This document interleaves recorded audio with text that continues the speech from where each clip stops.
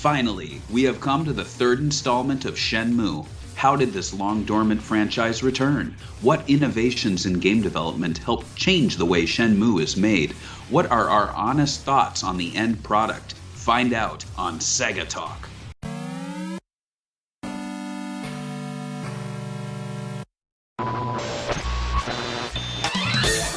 SEGA Bits presents SEGA Talk, a podcast talking all things SEGA! With your hosts, George and Barry. Look, it's a giant talking egg. I'm not talking to you. I'm talking to the master here. So what?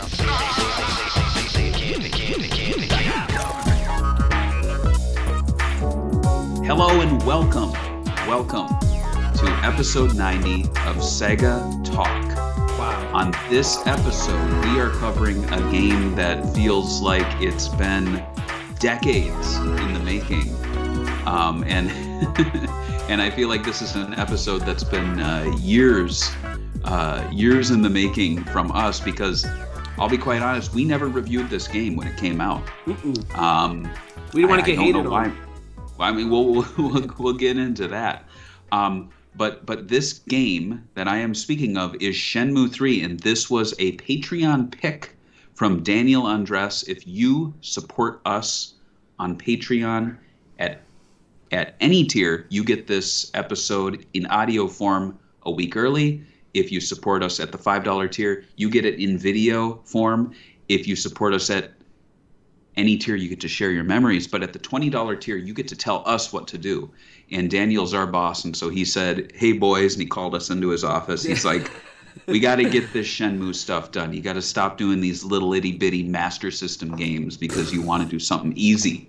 And we're like, "Come on, Daniel." And he's like, No, you're doing Shenmue 2 and 3. And I said, "I don't think it's pronounced that way." And he was like, "I will tell you how Shenmue is pronounced. It sounds like Banjo-Kazooie. It's from Yu Suzuki. Exactly.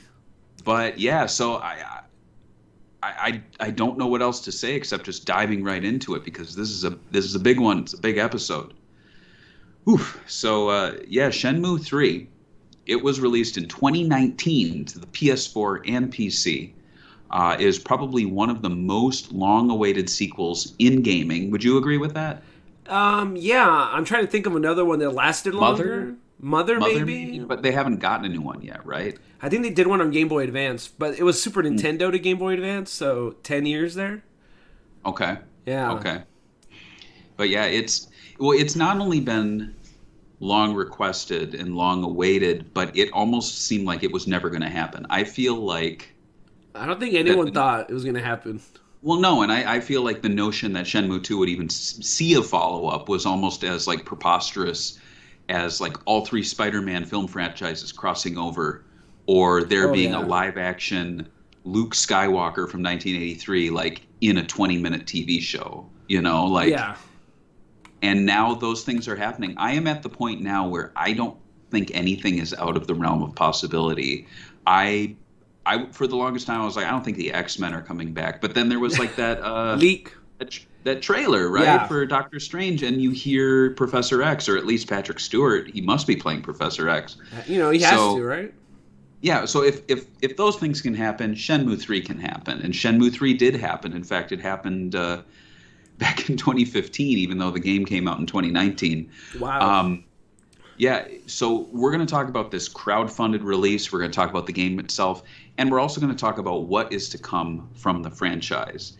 And I'm glad that we're doing this so far out from 2019, because so much has changed with Shenmue. Like, I feel like if we did this episode right out the gate, we would be probably a little more pessimistic about the future of the franchise. But there's an anime right now. We're doing weekly shows covering that. So there's 2 episodes out right now covering Shenmue the Animation that you can check out on our YouTube channel. Not the episodes themselves, but us talking about the episodes. Yeah. We're not pirating stuff anymore. We used to do that. We put Shenmue the movie up in full, and you can watch a commentary track of that from us.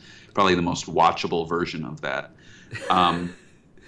But believe it or not, Shenmue 3 was actually in development for the Dreamcast, but due to low software sales and heavy financial losses, the project was canceled. And despite this, there early development did see story being planned out, character designs being completed, and hundreds of gigabytes of textures waiting to be put to use. So I don't think they were able to use them for the final product. I That can't sucks. imagine. I mean, maybe, but I just can't imagine Dreamcast textures really moving forward. Well, there were a few failed attempts to revive the series, which we most definitely will feature on a future Sega Talk. Maybe we'll call it like Shenmue Online and City? other spin-offs. Shenmue Yeah. City. Yeah, they're like, as I mentioned right there. There were also cameos in games like Sonic and Sega All-Stars Racing and its sequel, Transformed. Fans really, they just wanted a true third entry in the series. And there were social media campaigns. People were mailing capsule toys to Sega, I remember. Yeah. But the big one was the hashtag Save Shenmue. Did you ever tweet that out? I'm sure you did. The Save Shenmue? Yeah. Yeah, of course. I think everyone put a little part into it. I don't think any of us really expected it to work or anything, because, like, I think since I joined the internet, people have been talking about how the third game is just around the corner. You know what I mean? Right. Well, I feel like you and I were kind of more on the pessimistic, realistic side of fandom, where we're like, Sega's not going to do it. Especially, Suzuki's like, not going to do it. a gajillion years later.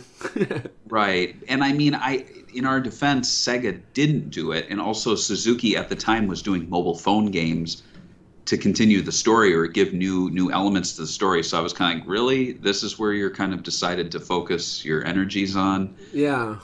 There was a time when I think he was more interested in portable gaming and mobile gaming, as evidenced by, I think, his like studio even was kind of being sold YSNet as like an online focused, mobile focused digital team. But boy, did we have egg on our face when you fast forward nearly 15 years later to E3 2015, when at Sony's press conference, following the reveal of Final Fantasy VII Remake, which is still being made, right? Is it out? No. Like, I think they're doing the second part to it. They released the first part, and then they did a PS5 upgrade where it's gonna have extra content just for the PS. So they're milking the remake of Final Fantasy VII so far. So if you gotta give Yu Suzuki credit, on the same stage that Final Fantasy VII Remake was revealed and that's still not completed, Shenmue 3 completed 3 years ago from when we record this. So good on them. But yeah, Yu Suzuki took the stage and revealed Shenmue 3 was releasing, and I just want to play this clip. I think this is the best. This gives you the idea of what people were feeling when that reveal was made, and I have the timestamp there if that works. 5:38. I'll play it now.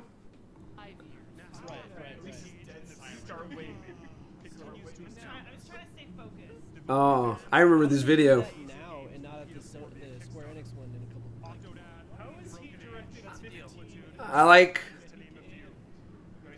I remember this They're video. not paying attention. No, and then... Uh-oh. Octodad. I like they're stressed out. The guys, they're like, oh my god. Would you wear a suit to one of these things? I would. Yeah, me too. Oh. They knew. They knew. That's all you need to know. The song.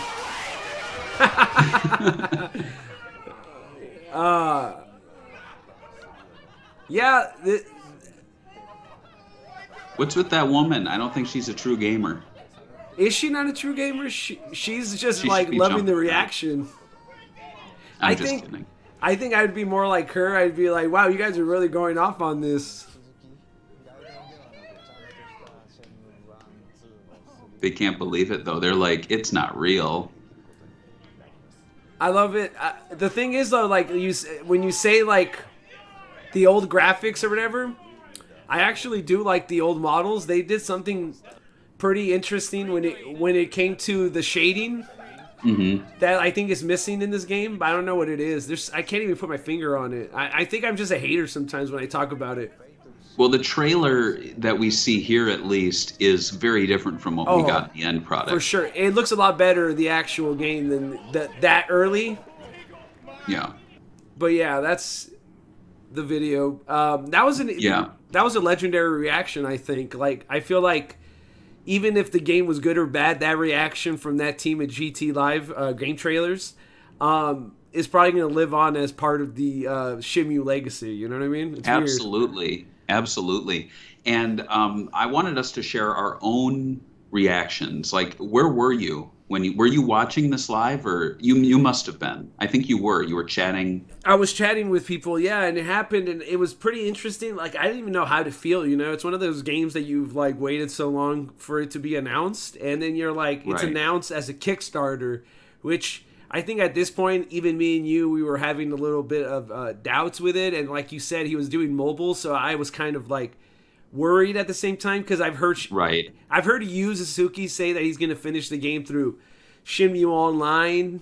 He even talked about making a book, and Right. and obviously the city. And so I was like, I hope this isn't another false hope. And also Sega not being behind it was really questionable for me because a lot of the love of the game was that everyone at Sega worked on it. You know what I mean? It was like a massive project. And then scaling it Absolutely. back to a Kickstarter was kind of worrying. But besides that, I was excited. I was happy to see more Yu Suzuki. I feel like he was so... I've done articles, when he left the company and stuff since 2008. And it was kind of sad seeing, basically like a father figure for the company leave, It's like Yuji Yeah. Naka. Yeah. Yeah. I learned about this. I was seeing the movie Jurassic World, if that really dates this. Oh, yeah. And it was during the scene where the T-Rex breaks out of its cage, and you see it on screen for the first time since the original Jurassic Park. And it was going, ah, and then it was like ding, ping, and it was like little news alerts on my phone, and it was like Shenmue 3 announced, and I'm like, wow. And so I always have that connection now between Jurassic World and Shenmue 3. It's such a strange connection. It's funny because they just showed the new trailer for the new movie, recently. Yeah. Exactly. So when I was seeing the recent Jurassic World Dominion or whatever they're calling it, I was like, wow, we're actually doing Shenmue. Yeah. And yeah, so when I actually read more about it, yeah, I was kind of like you. I was like, oh, Kickstarter. But then I thought about it, and I was like, in 1999, this was like AAA, multi-million-dollar game.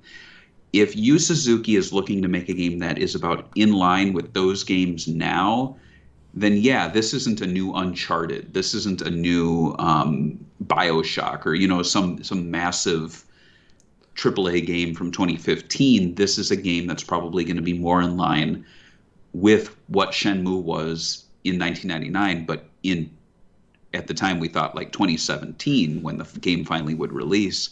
So it wasn't so much a problem. And to be honest, like my expectations were actually they were low, but they were like realistic. So I wasn't disappointed. And when I saw the finished product and in playing it in preparation for the show, I was like, this looks a lot better than it had any right to be. You know what I mean? Like, I think the backgrounds of the game are like the environments are actually really sometimes beautiful and amazing. Sometimes some of the textures aren't the greatest, obviously, because of the budget, but that was the one thing that shocked me was, the backdrops and stuff. I thought they did that great. Yeah, I think like you play other games like Phantasy Star Online 2 or Breath of the Wild, and it feels like an AI environment created. Whereas with Shenmue 3, it feels like someone went through and created every square inch, like designed it specifically to look the way it did. And a part of that's because Shenmue 3 isn't really open world. It's still a small area compared to those games. But when I play it, nothing seems randomized, really, outside of maybe the blades of grass. But it seems like a lot of thought was put into where rocks were, where the environment would kind of go up a hill, like those sorts of things. Yeah. And when you look at older assets, you do see that carrying over. So it's got to be planned out, in my mind. But in any way, when this campaign kicked off, I feel like people thought something was coming. I don't remember what I was thinking when I saw this, but the day before, Yu Suzuki actually tweeted out, and I have the link for it here. He said, "I found it on E3." That's the translation. It was just a photo of a forklift. Yeah. And I remember seeing this and thinking, "Oh, he's at E3. He saw a forklift. That's cool." And then I was thinking, wait, why is he there? Like, I guess he's just there because he's part of the industry and he's trying to, rub elbows with people.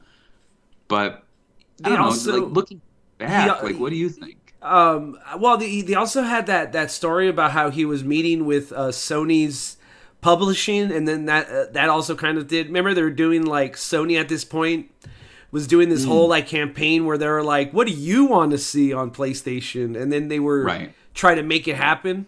They kind of like actually stopped doing that, which is actually kind of dumb. But this was one of the projects that people really, really wanted, and I guess Sony helped create it. Another one was Yakuza 5 coming to America. That's right. Yeah, that's right. And there are instances of that within SEGA. There was that leaked footage of Yakuza 7 that people thought was a April Fool's joke. Oh yes. Where the guy was filming it from behind the couch. Yeah, exactly. There was also I think it's Simon Thomley who is headcanon for Sonic Mania, and I realized that he was dropping hints of Sonic Mania for like months before the reveal, because he was like, "Oh, I need money, I need a project," and goes, "Oh, I got a really cool project." Oh, and then he started following like all of these Sonic accounts. It was like, should have known, but we did know actually. So yeah. But yeah, the announcement itself, like as we saw with that reaction, it was big. It actually won awards. The announcement, just him saying that the game was coming out, was award winning already. The game also was given most anticipated awards at E3. Sales of used Dreamcasts shot up at this time because the original game was a console exclusive. So people were like, "Oh, I want to play Shenmue 1 again. Oh, I don't have it. I sold my Dreamcast." The Kickstarter, though, it showed a tentative date of December 2017, and it had a funding goal of $2 million. That's However, so low. It's so low, but like most Kickstarters, the project would become closer to the creator's vision, they would have to hit stretch goals. And do you support Kickstarters all that much anymore? You know what? I haven't in a long time, and it's not because like I don't believe in any of the projects. I've been broke. Like there's so many there's so many games coming out where you're like, "Oh, I want to pick that up on limited run games." Oh, $150. Oh, all right, I have to chill. Right. All this vinyl's coming out. There's so much stuff coming out that it's like you have to cut back something sometimes, and it's been Kickstarters. I know what you mean. Yeah, I actually back probably one Kickstarter every 6 months or something, but I've really shifted to people who I have a connection to, like I maybe know someone who knows the person, or I know their past work, so that I know they aren't just like blowing steam, that they're actually going to release something. Actually, a lot of the Kickstarters I back now are people who use it as just a pre-order method. That's probably the best. This guy. Yeah, there's this guy who does trading cards, and he basically says during the Kickstarter before it ends, "I already have all the cards like designed. I just need the money for printing them." And his like goal is so low that he always meets it and exceeds it by like thousands. And he always he never does stretch goals.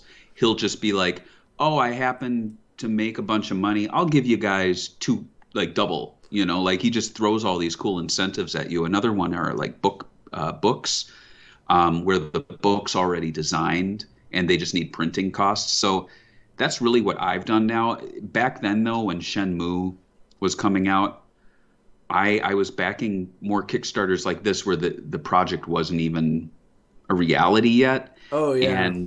And there are so many indie Dreamcast games that I have backed that have either disappointed me or have never come out. And That's so sad. I've made it a kind of, unfortunately, I've made it kind of a decision that I will never back indie Dreamcast games ever again. And even when it comes to reporting them on Segabits, when they like reach out to us, I'll be like, I'll do it, but I'm not going to tell people to back you. And you'll, if you see my articles, I'm typically like, I'm not telling you to back this in any way. You can check them out. You know, like I'm Yeah. sorry, I'm not a pitch person. You're not paying me, but I feel like Shenmue is the last Kickstarter where I didn't have that level of I guess like negativity towards it. I was really excited. Um, and so yeah, but talking about the stretch goals, he wanted to include things like a rapport system where character interactions change depending on player choices. He wanted a skill tree system for the fighting component. Expand the big thing were expanded villages. So for all the areas in the game, he wanted more mini games, more events, more quests, ragdoll physics. I remember, and I didn't put it in the notes, but there was this really funny thing where he's like, I want to have a special additional scene for a fan favorite character. Do you remember this? No, I don't remember this. And What he was the was fan like, favorite character? well, they did a poll, and it was like, there were even characters from Shenmue 1 and 2, so you're like, oh, are we going to get a flashback scene? This is really cool. And I was like, I think I picked Goro, because I'm like, I want to have a Goro scene. Of And course. guess who the winner was? It was such bullshit. Who? It was Rio. I'm Ah, like, he's the star of the game. Why he do we needs need more? an extra scene with him? he needs another one, dude. There's not And enough. I'll bet Suzuki was like rubbing his hands. He's like, let's just make the game as is, and they can guess which one's the extra scene. But Goro Suzuki did showing say, up would be sick. I know Goro just shows up in a flat, well, like in a dream. Wouldn't that be great? It would be great. No, It's like dude. it's just he has a dream of everyone, not Nozomi. It's Goro. I love it, dude. But Suzuki actually said for the game to be the true open world experience that he envisioned, he would need to raise at least $10 million. Whoa! I don't think that's that bad for an open world game. And it's not, because as you will soon learn, the campaign actually earned 1 million in under 2 hours. So I was out at the movie. By the time I got home, the campaign was half funded, and it met its $2 million goal in less than 9 hours. So we wake up the next morning and the game's funded. It's crazy. On July 17th, 2015, when the campaign came to an end, Suzuki raised close to $6.3 million from 69,000 backers. And despite the campaign ending and making over half of what his dream goal of 10 million was, a slacker backer campaign kicked off in September of that year, which saw the total increase to $7,179,510 from 81,087 backers total across Kickstarter and the slacker backer campaign. And actually combined with Sony and Deep Silver's additional funding, the final budget for the project was actually 20 million. So he got double his dream. Wow. Yeah, that's crazy. Yeah. Go on. I was gonna say you're gonna say the question, right? Yeah. Well, how much did you end up giving them? I think I only did the game, the one with the case. I ended up giving them more because I bought like You got other the versions. capsules. I got the capsules, yeah, and so like 80 or something. I forgot how much it was. And then I also bought I also bought the limited run game special edition. So I mean, does that count? I don't know. And I bought other versions of the game. I think I have another version of it somewhere. I didn't get the Pix in Love. I know they had a bunch of versions of it. Yeah. We'll run through them all in order at the Okay. end. But yeah, I backed the game with the slipcover, Yeah. and the big thing for me though was the trial version, because I wanted to play the game early, and I yeah. believe you could only do that at $100 or above. Oh, then I gave that up then because I had the trial version too. Yeah, and there was also a big thing was the international phone card, which was also, I think, at a certain tier. And for me, it wasn't so much the tchotchkes. Like, I'm a big fan of all the little goodies, but they were just too far out of my price range. Oh yeah. Even to get Yu Suzuki's autograph, I think was like $500. or something crazy. Oof. And What I about the dinner? actually, oh, the dinner was thousands. But what's Yeah. kind of funny is that I later on actually did get Yu Suzuki's autograph. I have, and I'm thinking about it now. I totally forgot I have his autograph. It's on the Dreamcast Collected Works book, I believe. Ah. And there was very limited quantities that was kind of like snatch them up as soon as you can.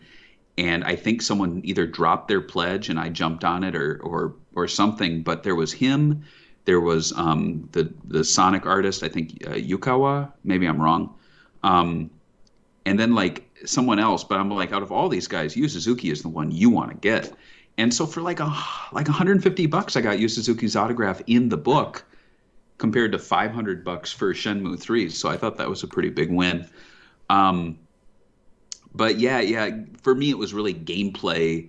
Anything gameplay that I would be missing out on, I wanted. Mm. So that was really the phone card. But what were your thoughts on the campaign in general and Slackerback? Because we're not going to spend too much time on it. I want to really get into the game. I don't mind Slackerbacker if you want, like, if they wanted to do additional stuff. They could do it. I don't care about companies, asking for more money for their projects, So but I didn't put more money into it because I was like, I already paid like you said, over 100 for the early access for the site. Outside of that, like my whole thought about the Kickstarter campaign was just how like I don't know, mismanaged it felt. Like I felt like it was done by like fans sometimes, and there was like no Right. communication. The communication was really bad. Yu Suzuki's like whole press tour was basically whatever their fans did. I think they had like a convention over there in, I forgot where, some European country. Right. And so like he didn't have interviews with IGN really. He didn't really have interviews with mainstream press. Definitely not interviews with like Sega bits. Like we couldn't just ask him questions about the Kickstarter, and like they would never message you back for the Kickstarter campaign. It was weird, but I felt like they could have done that better. Like I think they would have raised more money if they actually did it like Yu Suzuki, legendary, legendary producer, goes to IGN and they go on a podcast or something, right? With a translator. Right. No, Right, none exactly. And yeah, from what I remember, they were kind of very scattershot with the updates after the campaign ended. They did a lot of them, but they never really gave you much information. I was really hoping they would do ones where it would just be like a camera filming development for like 6 hours and you just get the raw footage, like anything, to really just show, yes, we are working on the project, like maybe have us sit in on one meeting or something. I feel But like instead they gave, I was gonna say that I feel like there was more footage of them working on Shenmue 1 than there was working on this game. Right, exactly. Yeah. And there's actually a clip that we'll play after a little bit here. But yeah, from what I remember, like I was waiting for development videos forever, and I think they finally did one, but it was considered like update number 59, but like video number 1. So when you did 59 Kickstarter updates and your first video finally arrives of development that late, and then they didn't even do that many more. There was that guy in the weird hospital scrubs, remember that? Yes. Yeah, we'll see him in a moment. But I wasn't disappointed. Like part of me was like, all right, just work on the game. Don't spend so much time like being a social media manager. Like if you didn't hire someone to do that, that's fine because you're saving money.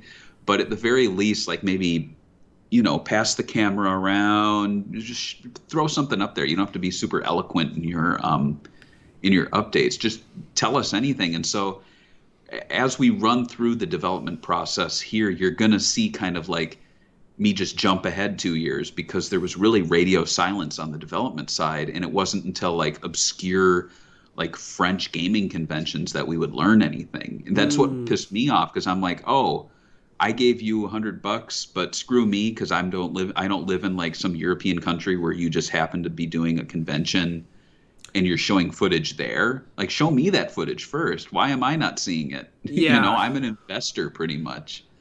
So, but I think we're actually getting into the controversy here. So, what is a Kickstarter without a little controversy?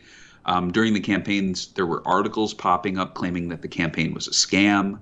And the finished product would no way compare to the multi-million Sega-funded originals. I know for my part, I was joking online saying Yu Suzuki was just buying sports cars with the money and like driving around, California and like giving the finger to people.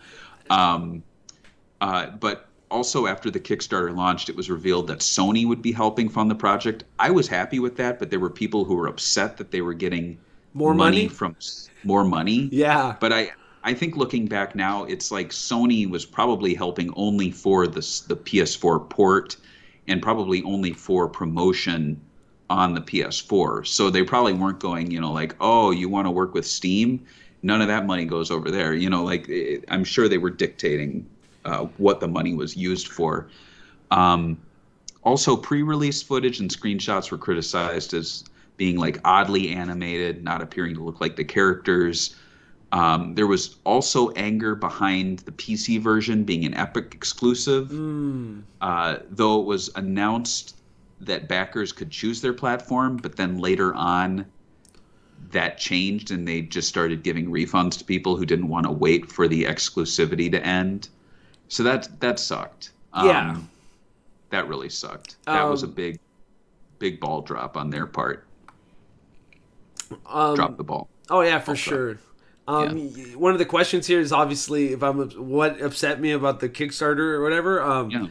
I didn't like that when they did the exclusivity, like if you weren't paying attention, like at the updates, I think they gave you 2 weeks to ask for a refund back. And if not, then you're stuck with the Epic key. Personally, I don't care. I wanted a refund to change it to something else. I think the PS4 version I wanted, or I remember that you were like, oh, I guess I'll change it. and they didn't let me. They were like basically only 2 weeks, and I thought it was kind of slimy that like you're gonna get paid by Epic to make it exclusive, but yet you can't give refunds to people that are asking you for refunds. Besides these 2 weeks, I was like, that's pretty slimy. I mean, I don't agree with that. Do I care that they made it exclusive? We got to start thinking about the big picture, right? We funded the game. We obviously gave a damn about the game to give it our money. Do you want them to have a lower budget and release a worse game, or do you want them to do deals where it makes the game better for you? Right. So that's also something. I experienced that with the Mystery Science Theater 3000 Kickstarter, where they revealed after funding concluded that they were like, we're going to shop the show around and find a partner to like air it in some capacity, but Kickstarter backers will get to see the episode first, no question. And then they were like, oh, we're working with Netflix. And people were like, what? It's going to be on Netflix? But I wanted to just... like they had weird reasons, and I'm like, but Netflix is a big get and you're still going to get to see it first. But they're complaining that people who, dropped $100 or something to see it first could have waited 2 months after they got to see it to like see it for their Netflix fee. But, so like, did they get like a digital download of it, or did they have to watch it on Netflix? No, you got a digital download that you could keep for yourself, like that's zero fine. DRM. So that's fine. Like, if Shenmue 3 did that, that would have been awesome. They didn't, though. No. Shenmue 3 did it the other way. That's like if Mystery Science Theater was like, oh, it's going to be on Netflix and you guys have to wait, but it is your digital copy. Yeah, that would have been terrible. That's kind of like what Zack Snyder's Justice League did when it came to 4K. I got the disc and I looked inside and there was no code. There was just a sheet telling me to subscribe to HBO Max. And I'm like, I don't get the digital copy. Oh, what? It was like, that's your digital copy. Wait, there's no physical version of the Snyder Cut? No, there is, but there's no digital copy inside. The digital copy is what's on HBO Max. So wait, like if you buy the thing, it just comes with an HBO Max subscription or what? Like No. It comes with sorry. The 4K and Blu-ray discs, but yeah, so it's kind of like, I feel like digital's always been super iffy, kind of tricky to work with in that regard, because there's situations like this where it's like there's no discs, so they could very well make it like an Epic Games exclusive or something.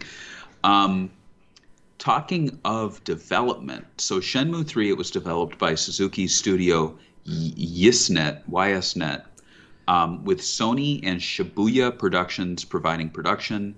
marketing, and publishing support. The original Shenmue director, Kenji Okayasu, oversaw development. The scriptwriter, Masahiro Yoshimoto, returned to work on the story, and Hiroaki Takeuchi returned as an advisor on animation and animatics. Also returning was character designer Kenji Miyawaki, who cited Shenmue as the title he was closest attached to and vowed not to die until another game was made. He made it. He did make it. And here we have our favorite guy in Hospital Scrubs. Oh, no. We don't have to watch the whole thing, but just gives you an idea of what the studio looks like. All right, I'll play it up.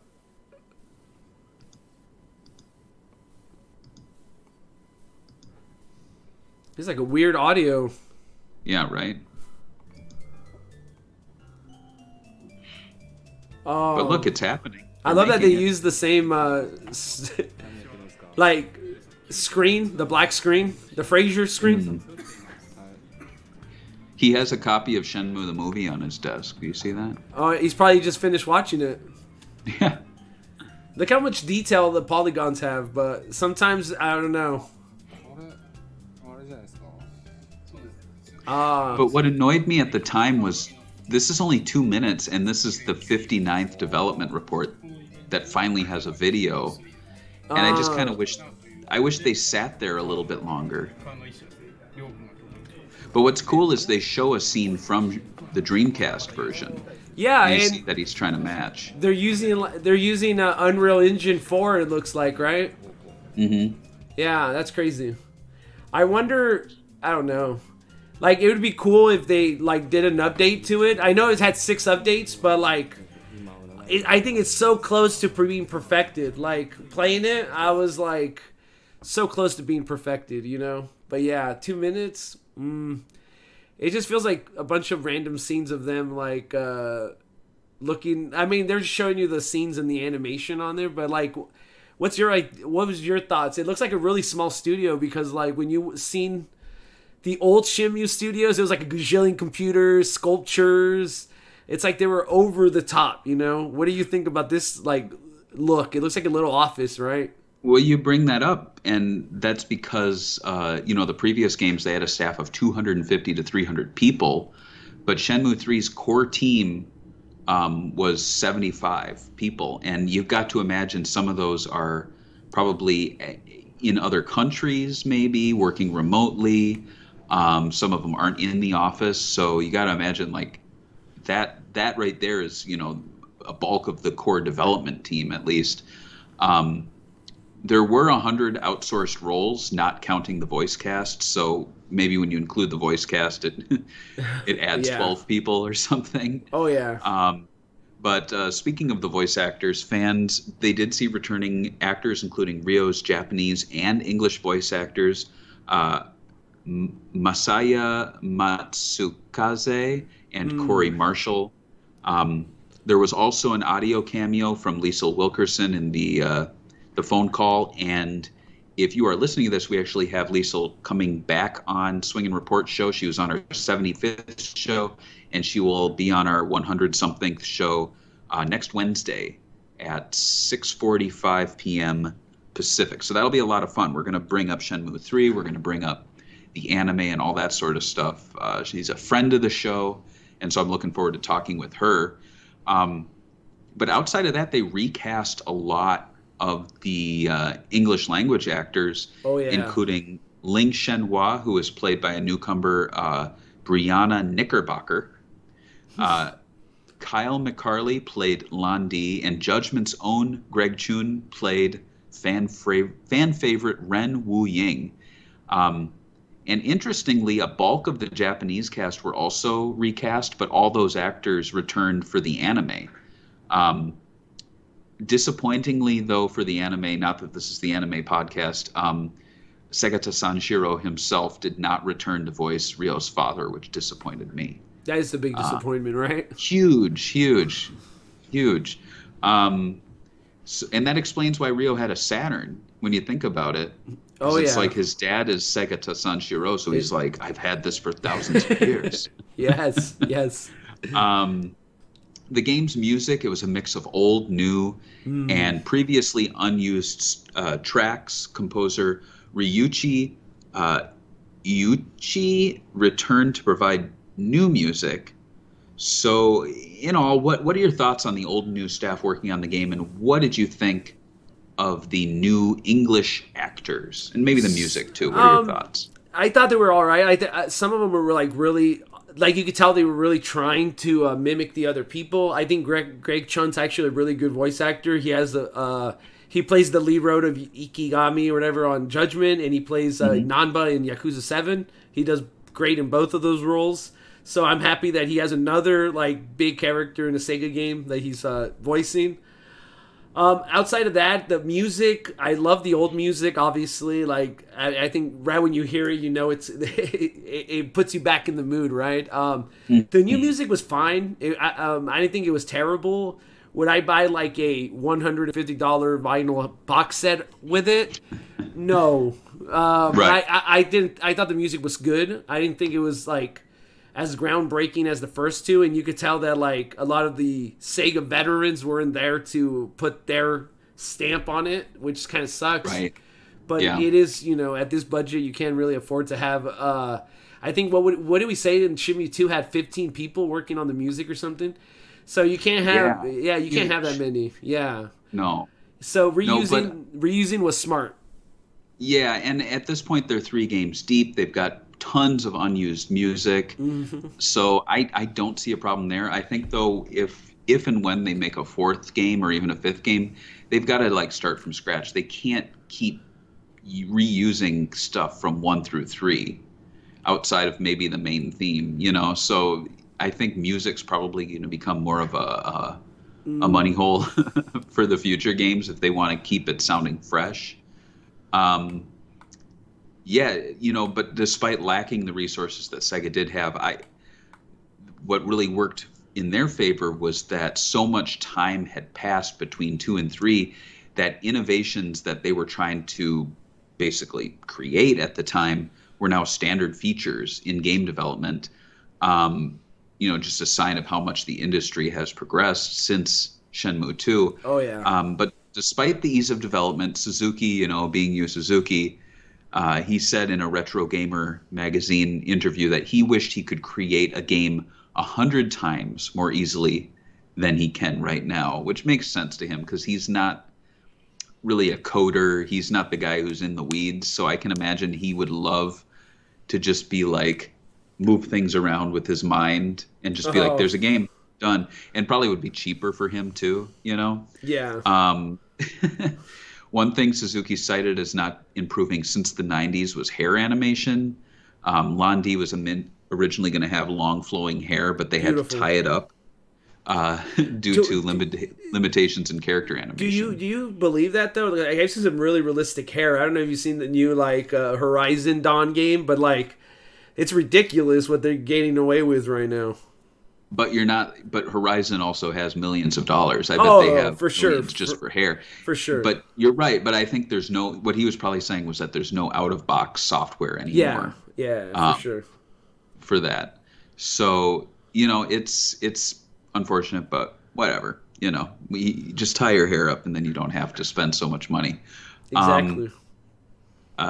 Suzuki also admitted to altering his story since Shenmue 2, saying it's not shortening the story, but making some changes to tell it more efficiently. In November 2015, Suzuki traveled to China to promote the game and research locations. Oh my God. During a presentation at China's Chuop conference, he spoke of the progress the team made and that baseline research with Unreal Engine 4 had begun and that the team was using Shenmue 2 characters to run simple battle tests.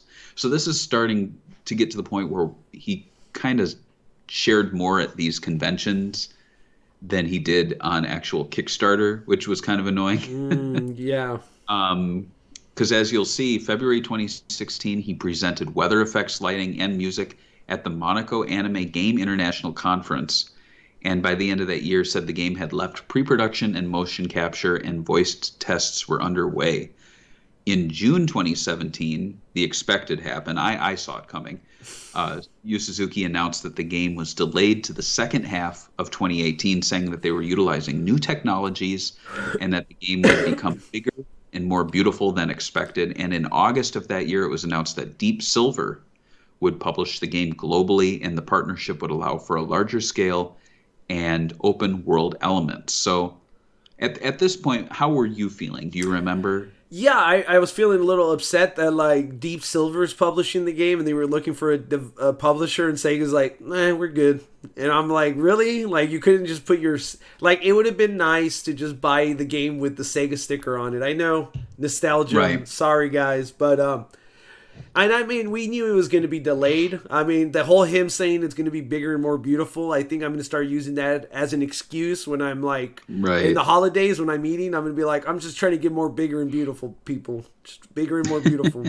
What was your thoughts on the Deep Silver public? Like, a lot of people hated it and they were like, Deep Silver's terrible. What was your... I mean, I guess... Because they did Mighty Well, Number luck- 9. Remember? Right, but lucky me, I didn't really know that much about Deep Silver, so I didn't come in with any negative feelings towards them. But I did, I do read comments, hear what people say. So yeah, the Mighty Number 9 thing definitely made me go, yeah. I will say though, the game Sega is on the box. It's just like super tiny in the white Oh. little legal print there.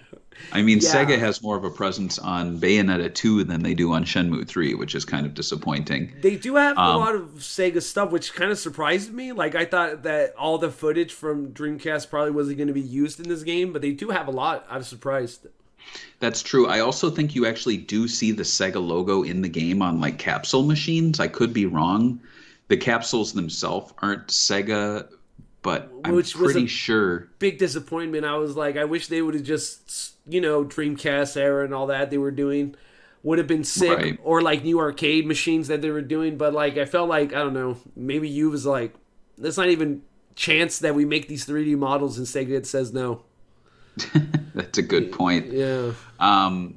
Things progressed though. August 2017, a trailer was released, but it was met with mixed reactions. Let's check it out now and share our own reactions. We'll God. react. All right, I'll play. I'm going to play it at the YeastNet Presents 103. All right, 1, 2, 3. Uh-oh, I guess I didn't play it. Let me play it. 1, 2, 3. So right away, it's like the backgrounds look fine, I think. That was like the biggest, thing. Music is great. Oh my god, the faces are pretty cute. Yeah, the faces. Yeah, Rio's got. He's mad. He looks He like looks like a Vulcan. he looks like Kazuma when he's like And randomly here's mad. a big reveal, and I didn't really touch on it. No, I do. The logo's new. Oh yeah, this ugly guy. Didn't they change that model? That guy? I think they might have a little bit. It looked a lot better than the actual game. So Yeah. But we The don't mask- need to watch all the full trailers, but it just gives you an idea. it's almost over. I think the environments are quite beautiful. Yeah. I think the character models, it was forgivable at the time because you're like, well, it's still in progress. But yeah. Here's my issue though too, like the actual art and the actual like presentation in Shenmue 1 and 2 is so much better than 3. Like sometimes, like here where it says produced and directed by Yu Suzuki, it's like the spacing on by and then Yu Suzuki is like 5 spaces, and then it's like, I don't know, it's just like kind of amateurish. Like the promo materials ran, amateurish. Right. It's like, you know what I mean? It's like, I'm like, what? Or the UI in the game looks amateurish. That was my biggest issue. Is like stuff that wasn't budget related. It was just art related. Yeah.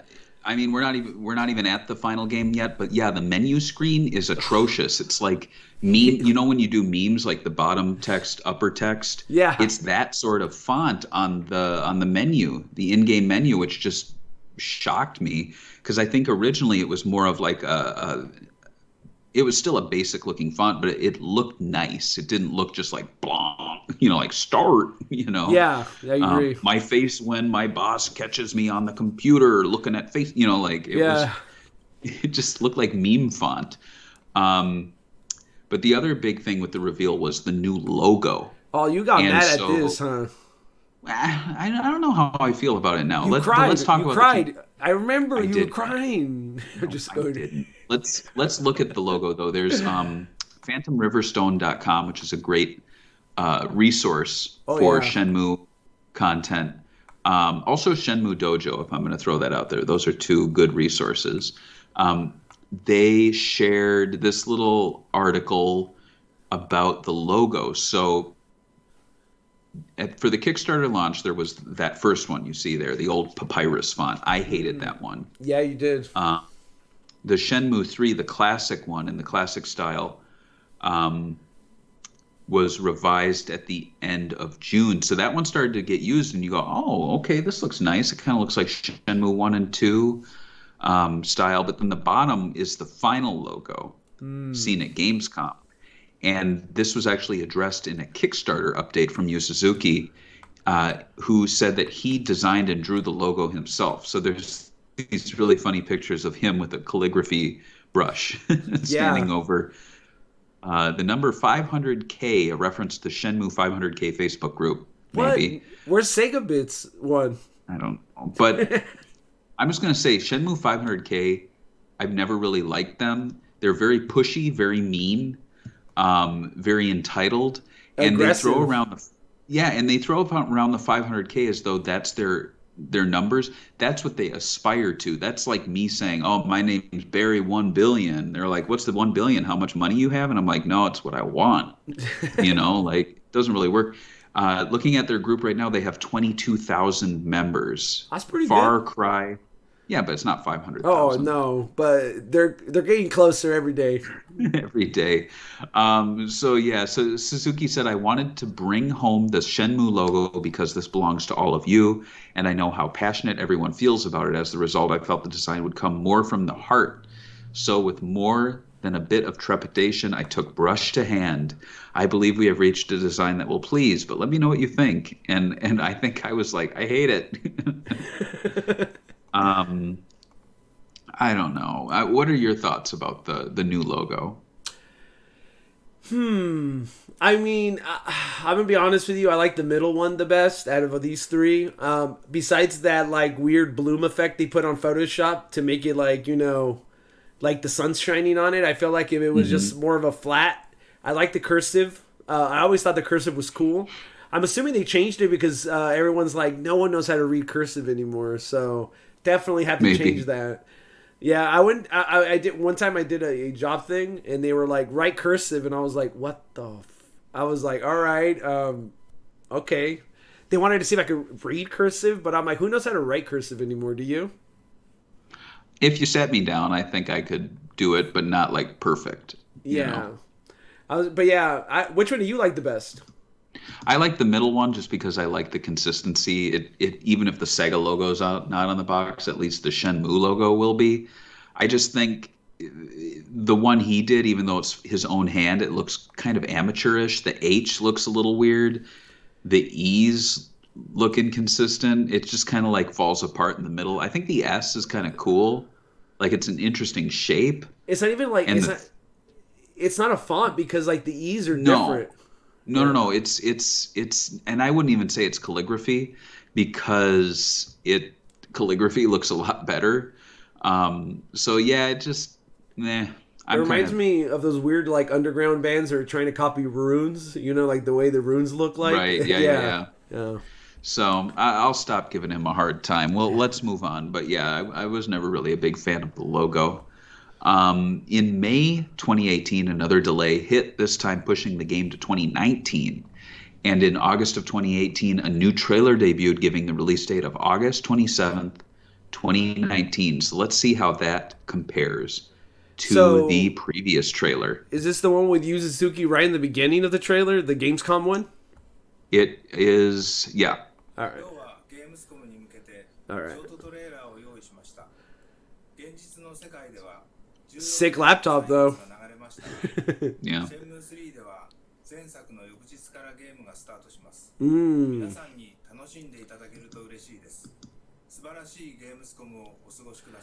Wow. Good Let's Gamescom do to it. be said. Have a Please good one. understand. Wow. Her model looks cleaner here. It looks better. Yeah, it's weird, right? Yeah. I think this rip just has like a bad frame rate. Yeah, that's what I was gonna say. The frame rate's all screwy on the rip. Yeah. Wait, okay, never mind. This is in the second village. Not the village, the city. Mm-hmm. Yeah.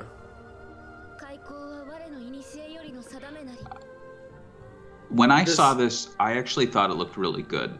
Yeah, This is the trailer that made me feel good about the game. Yeah, I agree. It looks a lot better than the other one we saw with the weird faces. Mm-hmm. Like, Londi and Rio look like themselves. Oh yeah, for sure. There's a lot of wonky models, but not Landese. And seeing the logo written like that with the brush kind of softened it a little for me. Like, I'm still not a big fan of it, but I was like, okay, that's kind of cool. I don't think the original Shenmue logos were ever written out like that. No, it wasn't. And it actually makes sense because if you remember when they used to do the marketing for Shenmue, they actually kind of did a lot of that, like the Yu Suzuki looked like it was a signature on the cover, on the back of the cover and all that. Yeah, I thought that was pretty cool. But yeah. Yeah.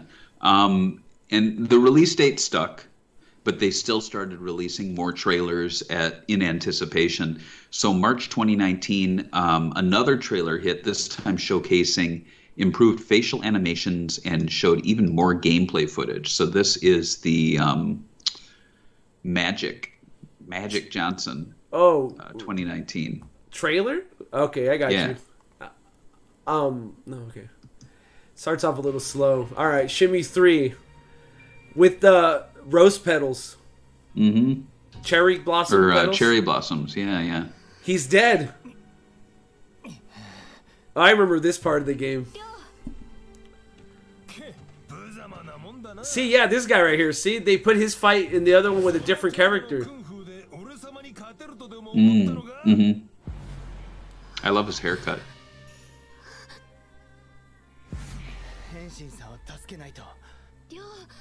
But just it looks a lot more like what I expected the game to look like. I think the facial animation on Rio is a lot better. Oh yeah.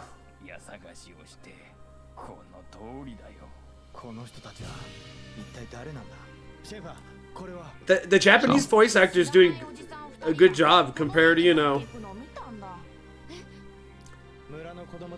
Well, yeah, and we hear him now in the anime, so it goes to show you how skilled at least the Japanese Rio actor is. And he's the one consistent voice you have for Rio throughout all the games, all the media. I don't think there's been another Japanese Rio. Same with Sonic. Sonic's been the same since '98, you know? Oh, yeah. This drunk guy that just makes you do a bunch of grinding? Screw him, dude. I hate him.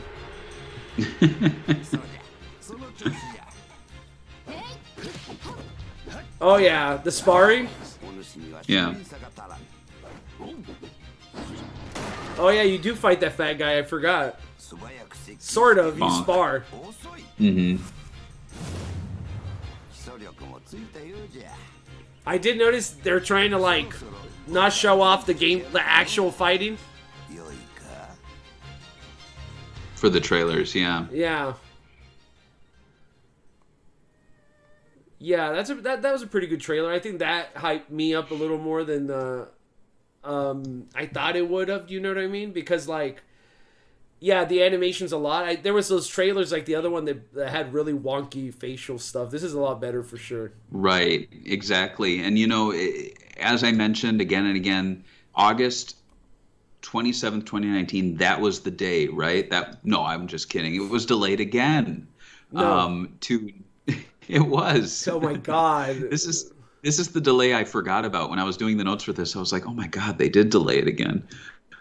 They delayed it to November 19th, 2019. But to make us not so pissed off, they did give us one more trailer, this time the Gamescom 2019 A Day in Shenmue trailer. So let's check that out. Wow, 2 minutes is 1 day in Shenmue. Let's see. T for teen. 1 hour is. Let's see. Oh my God. This is the second city you go to. Mm-hmm. Yeah. I like the kid with like a sticker on his head. Let's go to the arcade. Actually, it's funny that the second city has so much stuff to do that to the point where I'm like getting lost. It's like, what are you doing? Uh-huh. That car game I really liked though because it reminded me of a Turbo and those like electrical early Sega games like Periscope. Right. Yeah. And it makes sense too. They wouldn't have like a fully functional outrun cabinet in like this riverside town. Oh yeah. Really? But it looks nice. I think this looks really great. Yeah. Like the lighting here in the dark. Mm-hmm. This looks like Shenmue 1, like straight up. Oh yeah. Oh, that's the worst part of the game is the combat system, in my opinion. It's so bad. Like I'm like, oh, there's like little things that they changed that would make me like the game a lot more. Which I guess we'll talk about later. Yeah, no spoilers. They're showing a lot of combat here. I'm surprised. Well, love it or hate it, combat's like half of Shenmue. Yeah, you know? and in this game, actually, like in the first half of the village, there's not that much fighting. I think there's one big fight, so it's a lot more story based. This is nothing. I'll be fine. This is so nothing. that so and it was nothing, but finally, even though we didn't get the game until November 19th, there was an actual demo as promised. And I was afraid they were going to back out on that because that was one of the Kickstarter perks. I was like, nah, they're not going to even give us a demo. But they did. Surprising. It was, yeah. And so what were your thoughts on the demo? Did you play much of it? Yeah, I played it. I actually played it quite a bit. I played it twice, all the way through. I just wanted to make sure that I had everything correct that I thought about. I even did the whole, like, leaving the game and seeing what the NPCs do. Obviously, their routine isn't as advanced as the Dreamcast games. It was like, some of them wake up, they do their karate. It's like all the villagers only had, like, 2 or 3 things to do, obviously. And so, like, that point, I was just seeing what I could get, how many lines characters had, how do I get to one point? Can I do it in a different way, in a unique way? Right. That's the thing with Shenmue that makes it so interesting. That if you talk to certain people, especially in this game later on, you'll get to your point in a different direction sometimes than somebody else would. Just wanted to see what I could get away with, but yeah. Right. Early on, and so I just didn't like the combat, and I already told you. But yeah, that was my only kind of big issue. But what about you? What do you think about the demo? I thought it was cool. It was just kind of surreal to be playing with. It almost felt like naughty. Like I was like, do I want to really play this? Because I should really wait till I play the actual game. But it didn't really spoil the experience for me. It did put me at ease, though. Like a lot of things I was questioning were kind of answered. I was like, okay, they nailed this. They nailed that. It looks good. I'm looking forward to it. And, not too much time passed, so I didn't really have much time to play the demo on and off because November 19th came around, Shenmue 2, which released, 18 years prior. We finally had 3 in hands. Unfortunately, George, I'm going to have to say we're going to have to delay talking about this until a future SEGA talk because it's just running long. We'll talk about Shenmue 3 another time. Next episode is the Conduit for the Wii. So, no, I'm just kidding. We're not. We're going to actually cover it. We're not going to delay it like Yu Suzuki did so many times. Shenmue 3, it actually begins where fans left Rio in Shenhua in the mysterious cave located in the outskirts of Bailu Village. Having obtained the Sword of Seven Stars, which actually is more like a dagger. It's smaller than you think. The I thought it pair was gonna be set massive. off. You think it was, but I think it always was intended to be a dagger. But the pair set off for the first area in the game, which is Bailu Village. The area is well known to Shenmue superfans who caught glimpses of the area in beta screenshots and early versions of Shenmue 2. And we have here some screens. It's like a screenshot slideshow I'll on mute this this one. YouTube video. Yeah, this is when they hacked the game. I remember people were posting this on forums. Yeah, this is interesting because it's like the fact that they had all this already planned out, and this is the village. Like legit, if you play the game, these are like you know some of these sections when you play it. It's crazy. Mm-hmm. Like here's So it's pretty cool to look at these and see yeah. just how well it compares.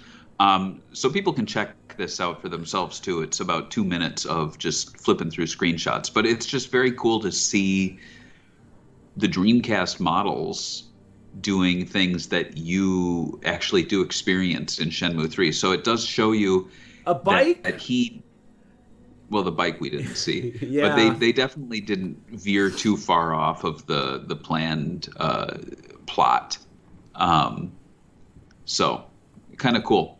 And we're going to have some gameplay footage of the final game playing as we talk now about the plot and the game itself. So if you want to put that on there, we can have it playing. This comes courtesy of, just so I can credit the guy or girl, guy, it's Joshi Ball. No commentary gameplay. Gotta love it when they put no So you commentary. get to see the meme text there. But this, there were intro movies too, which were actually a Kickstarter stretch goal, which surprised me. I guess doing this was cost money for them. Who knows? But just kind of a nice way to recap the series. And it would be probably like the third recap that exists of Shenmue up to this point. I feel like Just in terms... Yeah. I feel like Yu Suzuki's probably recapped the story way too many times where he's like, oh god, all right.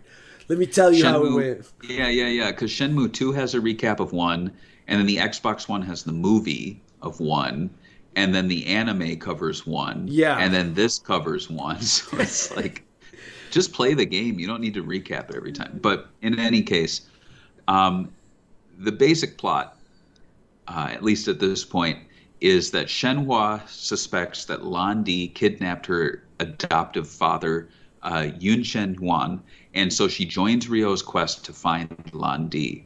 And there's a string of raids on local stonemasons, which leads the pair to learn that thugs are searching for the Phoenix Mirror. Even Chai, the Michael Myers of the series, I like to think of him as, because he won't go away. He won't die. Golem. He's like this. He is Gollum too. Yeah. He's like, I'm gonna get it for Landy. It's like, all right, we get you, dude. You little brat. and people complained that when he showed up in the anime, he was beaten too easily. But I feel like Ryo beats him quite a bit. He just never defeats him. Yeah, it's almost like he's always been. I think like in Yu Suzuki's mind, he's always supposed to be this character that continues to like annoy you.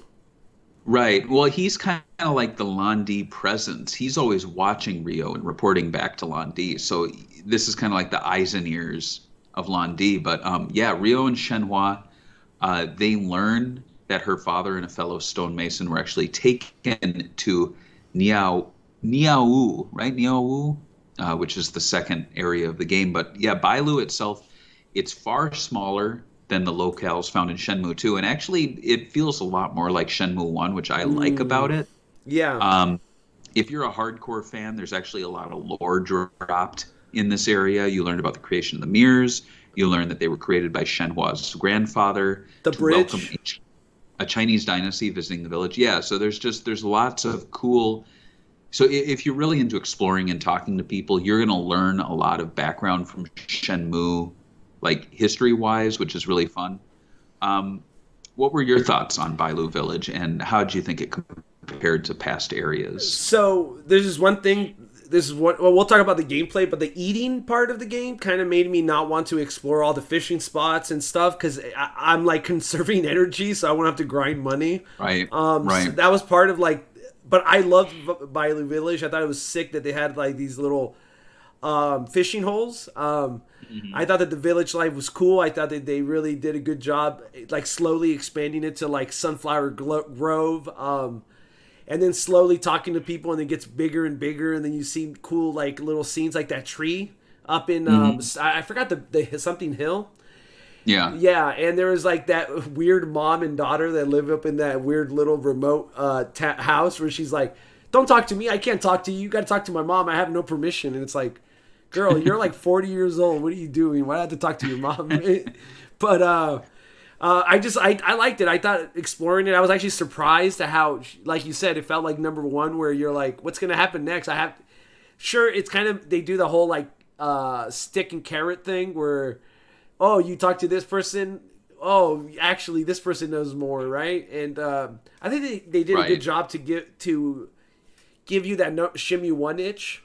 For sure. Like, so yeah, I thought they did a pretty good job with Bailu Village. What do you think? I agree with everything you said. I'm a huge Shenmue 1 fan. I almost kind of place it above 2, though I feel like two's last act is probably the most exciting, like, sequence of the entire series. But I liked having the smaller area to explore. I liked just the visuals. I thought it was really nice to be out of the city in the countryside.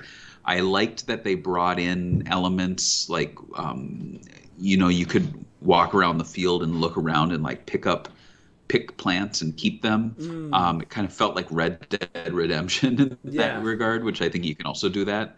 But it's just, I like that Yu Suzuki utilizes the environments to their advantage to like, obviously you're not going to be doing that in a city, but when you're in this, remote village, of course you're going to be picking up things off the ground. The second area, Niaowu, is a riverside village, and it's the home to Feng Li and the criminal gang, the Red Snakes. Oh, yeah. Fan favorite, Wu Ying Ren returns. I thought it was funny, though, because he just happened to be in the village searching for treasure, which made me think of like the Sonic OVA Knuckles, where he just pops out of a hole, and they're like, Knuckles, what are you doing here? He's like, oh, I'm looking for treasure. yeah, that's what it kind of reminded me of, too. He is Knuckles, I mean, for Shenmue. Well, he is, and even not to spoil the ending, but like he at the end is like, I can't wait to find more treasure. So he's all about treasure.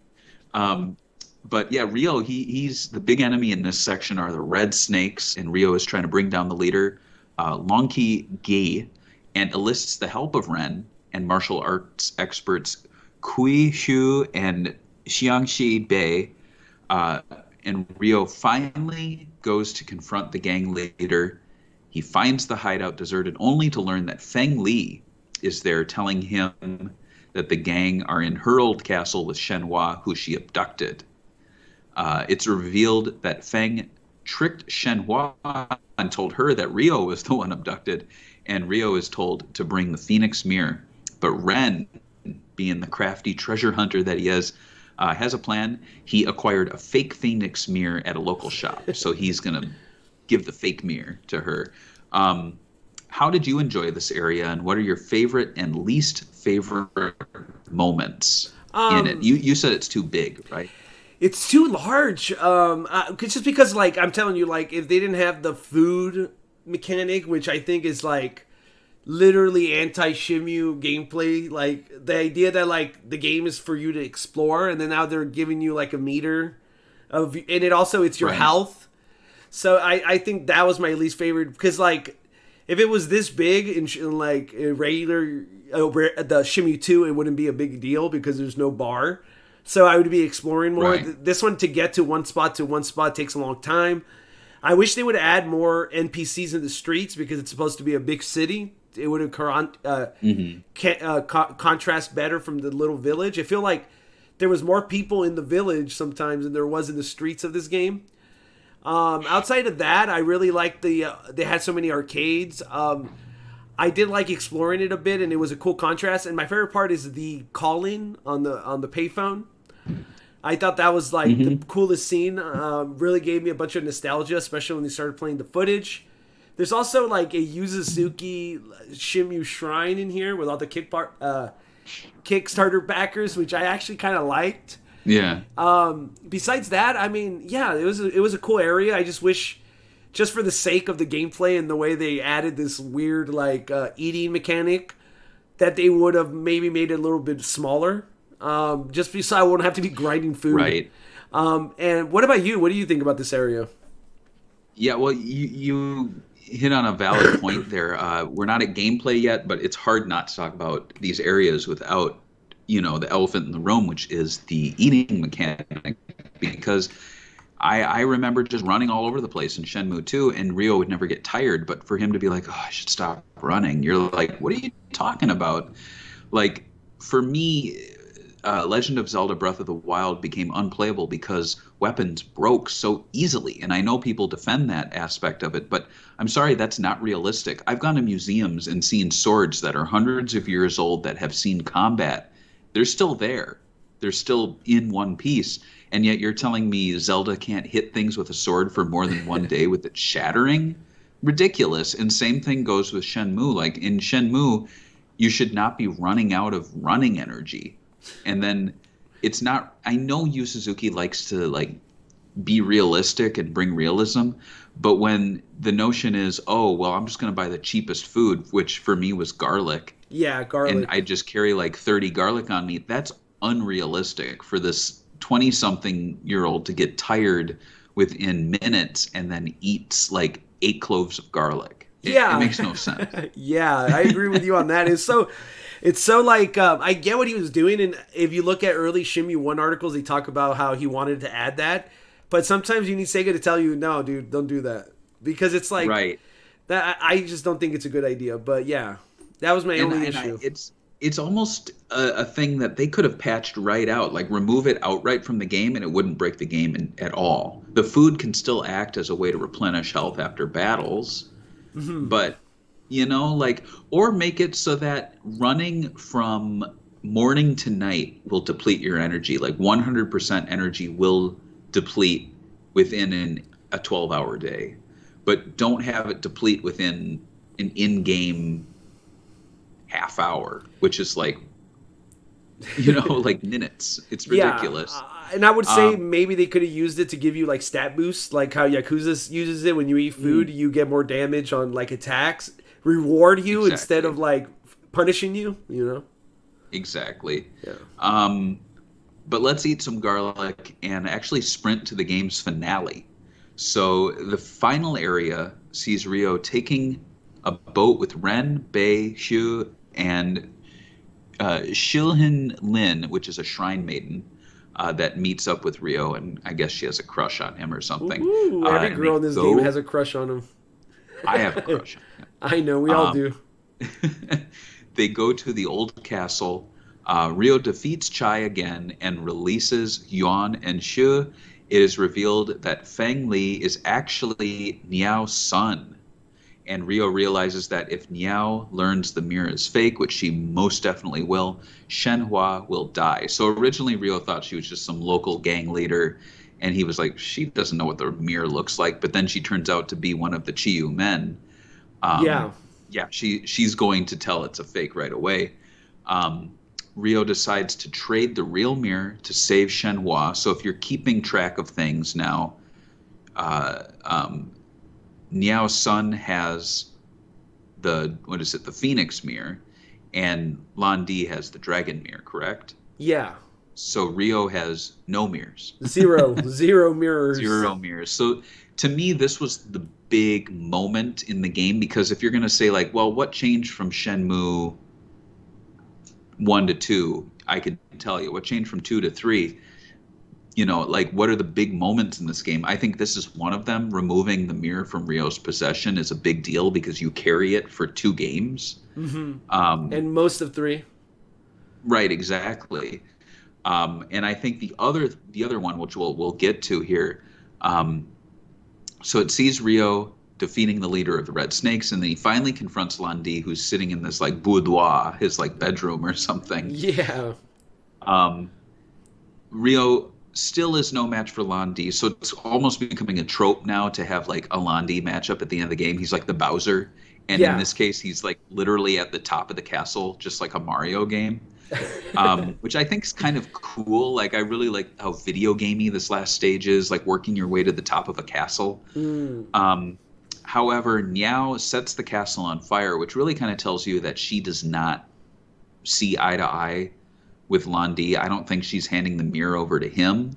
And Mm. so it does definitely set up this dynamic now where there's like factions within Landi's little group where they don't want to work with him. So the mirrors may be out of Rio's grasp, but at least they're not in Landi's hands. So the castle's on fire. Ren offers Landi the fake mirror in exchange for Rio's life, but then throws it out the window. But Rio still gets away, and the three of them depart by boat with the captors that they freed. And the other big reveal here is that Yuan reveals that the mirrors were locked away in a cliff temple, but Zhao's son Ming retrieved them to protect them. And of course, we know that he was presumably murdered by Rio's father, and leaving Zhao's son Landi orphaned and raised by the Chiu men after Zhao's death. And the Chiu men are now taking refuge in this cliff temple, which presumably is the destination for Shenmue 4. The game ends with the trio walking along the Great Wall of China. And so that kind of ends it. What are your thoughts on the final act and in general of Shenmue 3? Do you think enough pieces on the game board that is Shenmue have moved to make it feel like a satisfying entry?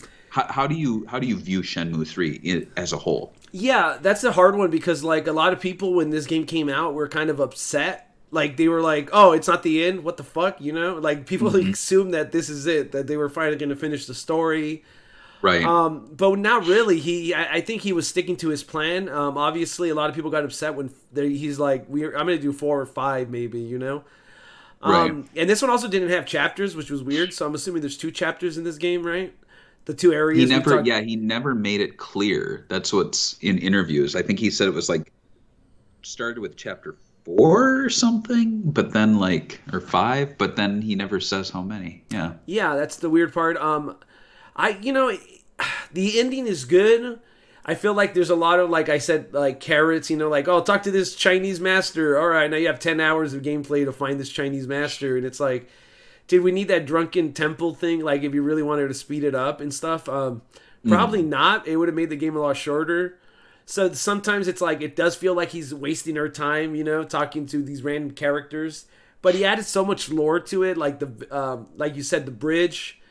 This weird thing that happened in 1912, I think. I don't know what the mirrors do anymore, and I'm like, I don't even know if they could do a payoff where the mirrors are like magic. Like there has to be something they do, right? Isn't it the treasure they're kind of alluding to? Well, yeah. So I was reading conflicting reports or fan comments about the magic, and some were saying that there was a negative backlash to the magic in Shenmue Online, which again we'll get to in its own show. It's a very interesting what if Shenmue 3 story. But really, basically, it was like Dragon Ball Z levels of power applied to all the Shenmue characters, where they could do Kamehamehas and things. Yeah. And we see a little touch of that in Shenmue 2 with the floating sword, but it doesn't really return here. There's no real magic elements. Even Ryo is not like, dude, that sword was floating. He doesn't touch on it. And I think this is Suzuki reining in some of that. I think he realized it was a mistake to go all out magic. I think there is magic in the game. A big one is that leaf that Ryo carries that is said to still feel alive, even though it's like a really old leaf. What's the story there? So there's got to be some sort of a fountain of youth thing going on. I don't know. But what's clear here is that Rio's father, I think, killed Landi's father because his dying words, even in the anime, are keep friends those you love close to you. And I think there was a falling out between him and his friend Zhao. I think maybe Zhao was tempted to misuse the mirrors. Maybe he was like, we can use these mirrors to make the world better. Like, let's use them for good. And Landi was like, or not Landi, Rio's father was like, no, we can't even do that. So there's a big unanswered question there still, but we did learn a little bit more about the two, how the mirrors were made. I think for me, the game now feels like kind of like a nice counterbalance to Shenmue 1. It feels like that sort of scale, but it's like a bookend to the bigger game that is Shenmue 2. So in that regard, it kind of feels like a nice breather. Of course, it's nowhere near as big as 2, but I think the fact that there is a smaller Shenmue game that's the first one kind of makes this one, it's forgivable that it's a smaller feeling game. But yeah, I don't know. I feel positive about it looking back on it. I like that Rio lost the mirror. I think that was not as big I think people don't talk about that much now. I don't think that many people have actually finished the game. Yeah, I have to agree with you.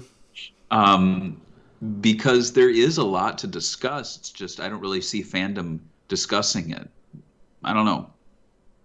I think it's also the fact that a lot of people got put off when he did interviews, like right when the game came out, that it's not the last one, and people found that out. I think a lot of people are like, oh, so you're pushing the ending forward again, and it's like, I waited 20 years, what's going on? And I could see that point of view.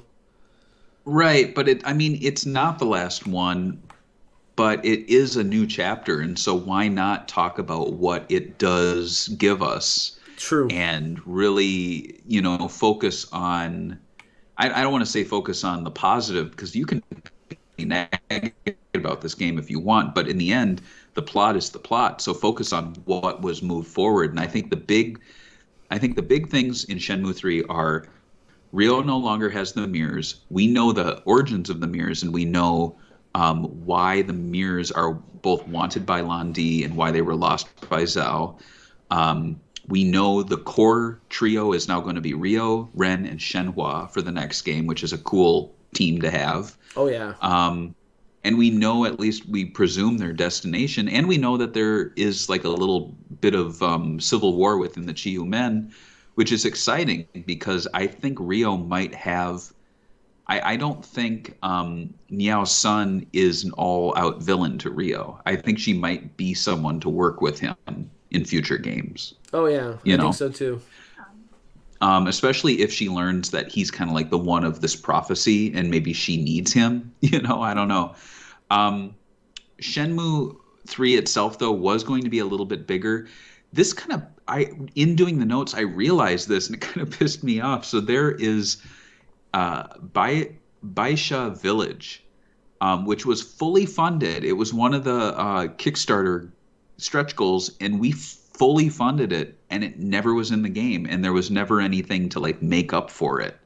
There are only 2 images that I have here that I found. You can see them. The first one is a like geyser. It was a much more rocky area with geysers going off.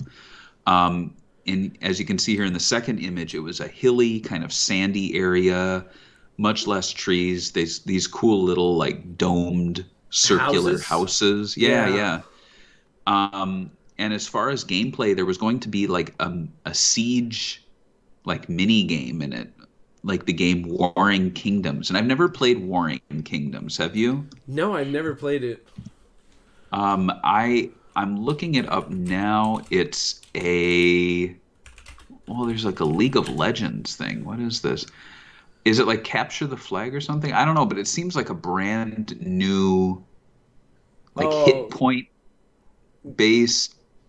I don't know. It just seems interesting. It reminds me of in Yakuza 0 or something, where it's like they suddenly throw a mini game at you and you go, oh, this could be a game in and of itself. Yeah. Do you recall this concept?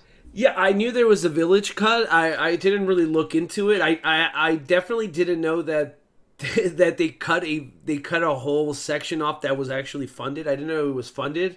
I thought Yeah. that they cut it because there wasn't enough story there and they wanted to like streamline the game. But I think you're right there. And I don't have a problem with that so much, but I kind of wish I kind of like to me like I said, Shenmue 3, if you look at it as a whole, like what is it? It's Bailu Village, it's the second village, and then it's a battle up a castle. And to me that seems kind of small.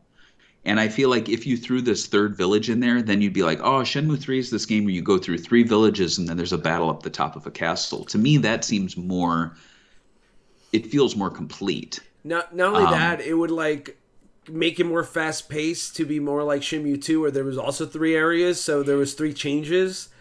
And I Right. feel like they added like this is the longest Shenmue game I think. I think it's one longer than 1 and 2, but it's like a lot of it is you meeting these like kung fu masters we didn't even touch on because it's like not really going with the main plot. So like I feel like they added these little things to make the game longer than it should have been. Maybe having this village in the middle or before the big city would have made it Right. faster and feel more, I guess, action packed. Right. Like even if it wasn't a super story, like it didn't move the story along all that much, at least other areas would move a little faster because you gave them a little more gameplay time. I don't know. Um, I mean, in the end, I don't really miss it because I don't know what it was. The whole idea of a siege game seems interesting, but if it is really throwing a brand new gameplay style at me and I don't really want to play it, I just want to move on with the game. Maybe it might have been annoying. I guess we'll never know. Shenmue 3, it also has, as far as gameplay, many elements found in the previous two games. Players can search for clues, inspect many doors, drawers, and items found throughout the game's environments, as well as talking to NPCs for information. Quick time events return, mini games return, and jobs including old classics like Lucky Hit and forklift driving, as well as new ones, including my personal favorite, wood chopping, which has some of the most kick-ass music when you, Yeah. oh my God, when you get into a groove. I just love how he just pivots. This is how I chop wood. I just go back and forth, and then I go, ugh. And then when you get it perfect, it's like the guitar riff starts to ramping up. Oh, it's so good. There's also turtle racing and herb hunting, as we talked about. It's said that there's also an affinity meter, which I believe we talked about earlier, the rapport system, to NPC interaction, where NPCs become more engaged with Rio as he interacts with them more. But it's unknown how far this new edition goes. They just said it's in the game, but you can't really prove it. Okay. Snail Racing was a mini game that was considered but dropped, and I really wish they did it because basically it's kind of like a joke mini game where the snails are so slow that you have to come back at the end of the day to learn who won. Oh, that's pretty funny. So it'd be like, welcome to Snail Racing. Who do you pick? Blue snail, very fast. Come back in 8 hours. I'll tell you who won. You know, like that would have been really funny. Because then if you came back the next day, it'd go, oh, you should have came yesterday. No, you lost your money. Like it almost gives you incentive to like be like, oh yeah, I gotta go back and do snail racing end of day so I can get my $100. Did you find any of the returning gameplay elements to be a nice reminder of the classic games, or did you wish that Suzuki pushed these concepts further and perhaps made it more like a modern game? I didn't have too much trouble with his take on classic formulas. I think it works fine in this game. He did add, I think what you're talking about, the report system is when they like ask you for like a side mission. Is that what it was? When like it was like a yellow exclamation mark and they're like, can you go and get me a capsule toy of this diamond? And you're like, all right. I didn't like the QTEs in this game. I feel like you always fail them because they come out so fast. Like you have to have the reaction of a god to like basically get them the first time. But Right. they were forgiving with it. Like if it was a long QTE scene, they like broke it down to like 3 parts. They didn't punish you for dying or failing them, so that's good. Besides that, though, trying to see other gameplays. The gambling, I don't know if this is new, but I guess it's not. I looked it up, but like the fortune telling, if you use the fortune telling, you could basically cheat the gambling system, so you just double your money all the time, which is obviously so you go and you do your like herb, you sell it, or your wood chopping, get 1,000 of the credits. Go to the fortune teller, ask her what your lucky color is, and if it's like green, you go to the four heavens, just put it on the green, and then you win. Oh, that's interesting. Yeah, so, I didn't know about that. That's really cool. Yeah, so you could do that, and I guess there was fortune telling in 1 and 2, and I'm like, I never spend money on fortune telling, so now I'm like, I didn't know that. All right. Yeah. That's pretty cool. Speaking of pretty cool things, the game also had new elements, including a stamina system, which we talked about a ton. I don't think we have to get too much into it.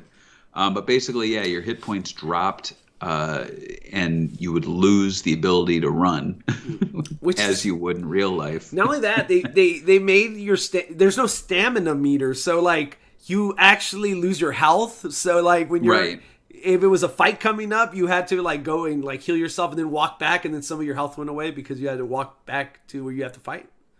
Weird.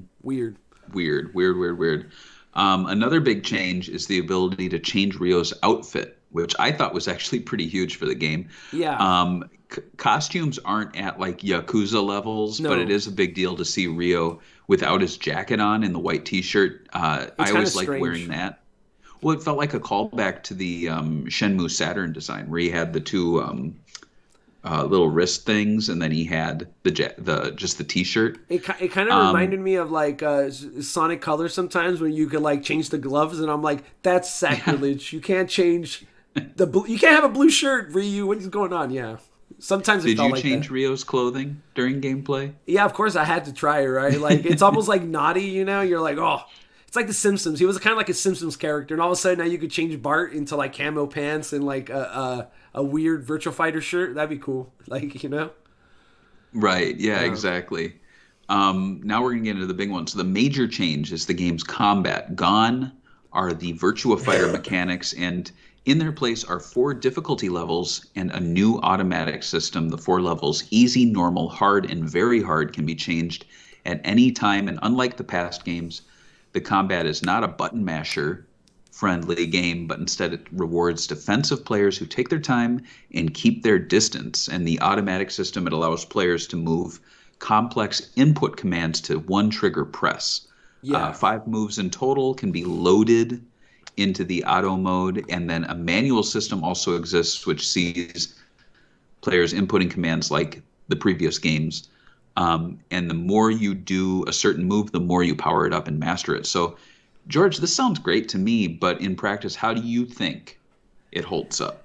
That's like the biggest negative of this game. Like it did the structural like onion, you know, when you ask questions and it unfolds and then you get more lore. It did all that perfect. And then the fighting, it's like, oh, why do you do this? It feels like moves come out slow. It feels a little like laggy when you're fighting. It doesn't feel like it does what you want to at the same time. It feels like a step back from even 1 and 2.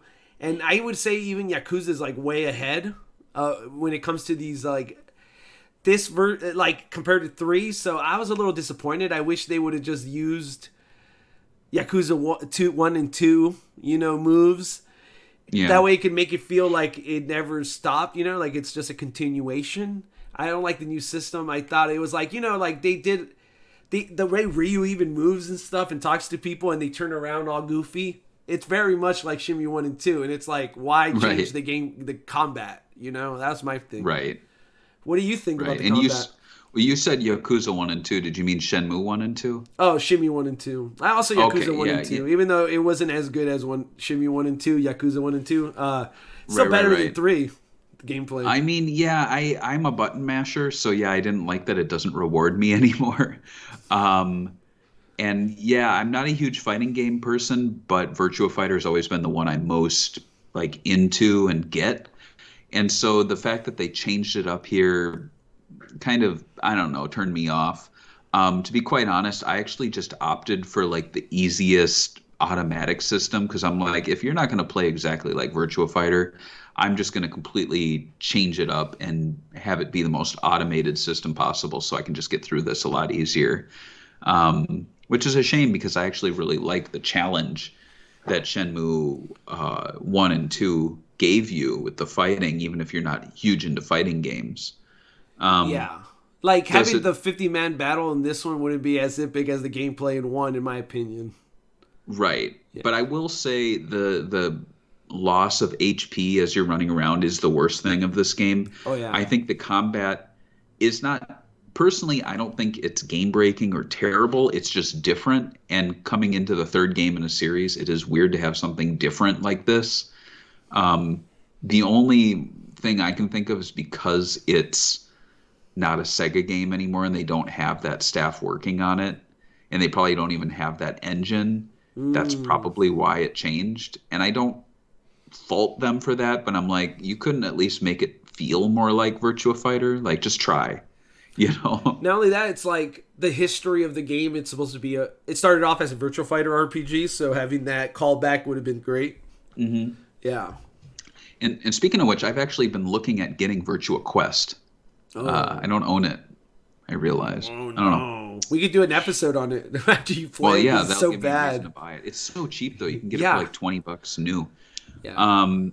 Speaking of games that are cheap, Shenmue 3 saw a number of re-releases or releases and even re-releases, some of which I have right here with me. So let's run through them and just discuss them. So first up is the retail release. I'm holding the PlayStation 4 copy. There is no physical PC release to my knowledge, so this is it. If you're going to a store, you're going to find this on the shelves. And this is actually the copy I got in the mail because I believe I can't remember when the Kickstarter ones came, but they came very close to the retail release. So I'm fairly certain I was playing this. First? You know, like I actually bought a copy before I actually got the copy. I paid for it through the Kickstarter. Which is the next one. It's the Kickstarter Edition, which is basically just the retail copy in a slipcover. Pretty much, yeah.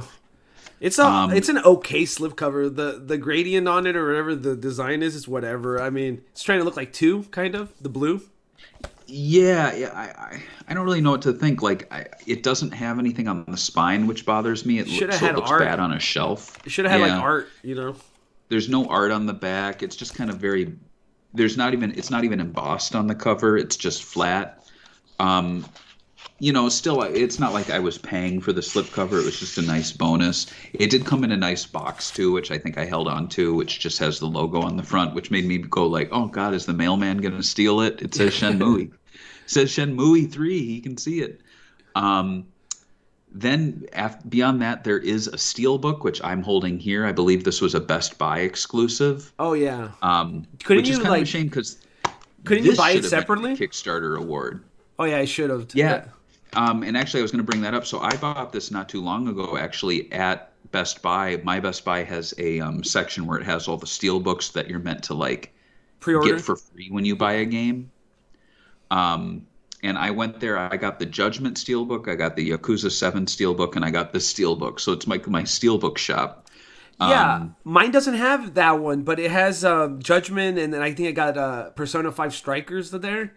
So if I see a Sega one, I pick it up too. But like I haven't seen that one, so it's nice though, and it kind of makes me wish that this was the Kickstarter bonus. It doesn't fit in the slipcover, unfortunately. But it would have been sick. I would say this is the ultimate box art, if anything, because it's actually really nice. It's embossed on the front, Ryo and Shenhua on the cover. That's one good thing Best Buy does is the steelbooks.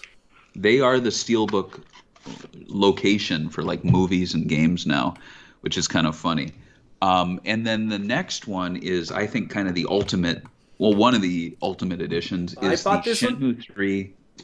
Yeah, I like that one. The collector's edition. This is from Limited Run Games. How much was this? It was $100, right? It was like 120, I want to say. Let me look it up. But yeah. Yeah. And I'm not going to do like an unboxing video because mine's like actually empty. Some of the pieces are actually on a shelf on display. But it's very nice. It has this nice slipcover. Oh, it was And 100. This, yeah, exactly. It was a good price. And what's interesting is that this, what I'm holding here, was actually available. This red box that's inside of it was available elsewhere, I think, in Europe in some editions. But the slipcover is a limited run games item. Do you have yours on hand? My number's actually on the back. I have 2,245 out of 5,000. I have it in my closet. I mean, I could go get it, but I forgot what number. I mean, I don't think it's that important, But the number, but yeah. I think what made this one unique is it had some things that the general release did not. This was available in Europe, like I said. I think the Dreamcast case was not included, which was included with this. Yeah. The light box. That was the coolest thing. That convinced me. I was like, "Oh, a light box! That's so slick." Yeah, I don't think the light box was included. It could have been, maybe it was. Well, But I mean, still, included in the limited run games is what I meant. Sorry, but yeah. Yeah. There was also a double-sided Phoenix and Dragon mirror.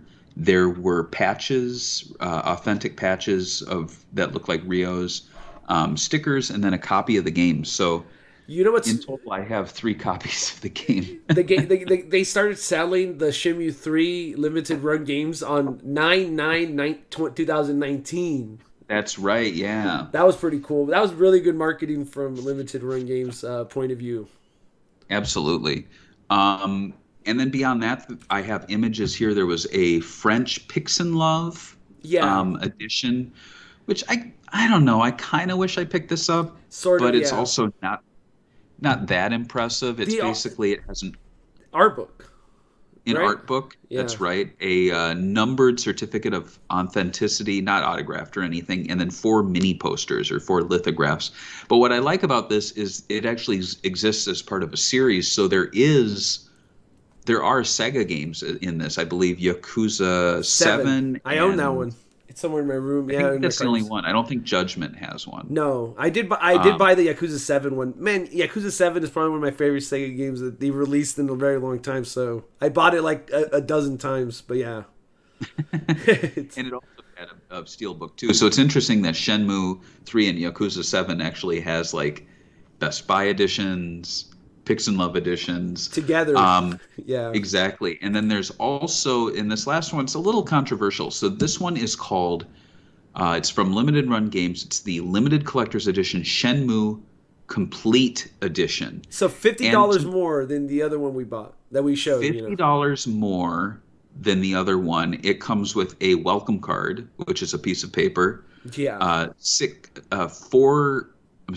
character art cards, which are pieces of paper, a herb map, which is a piece of paper, 2 little figurines, which are they are the like mascots of the villages. So those are kind of cool. Yeah, I like those.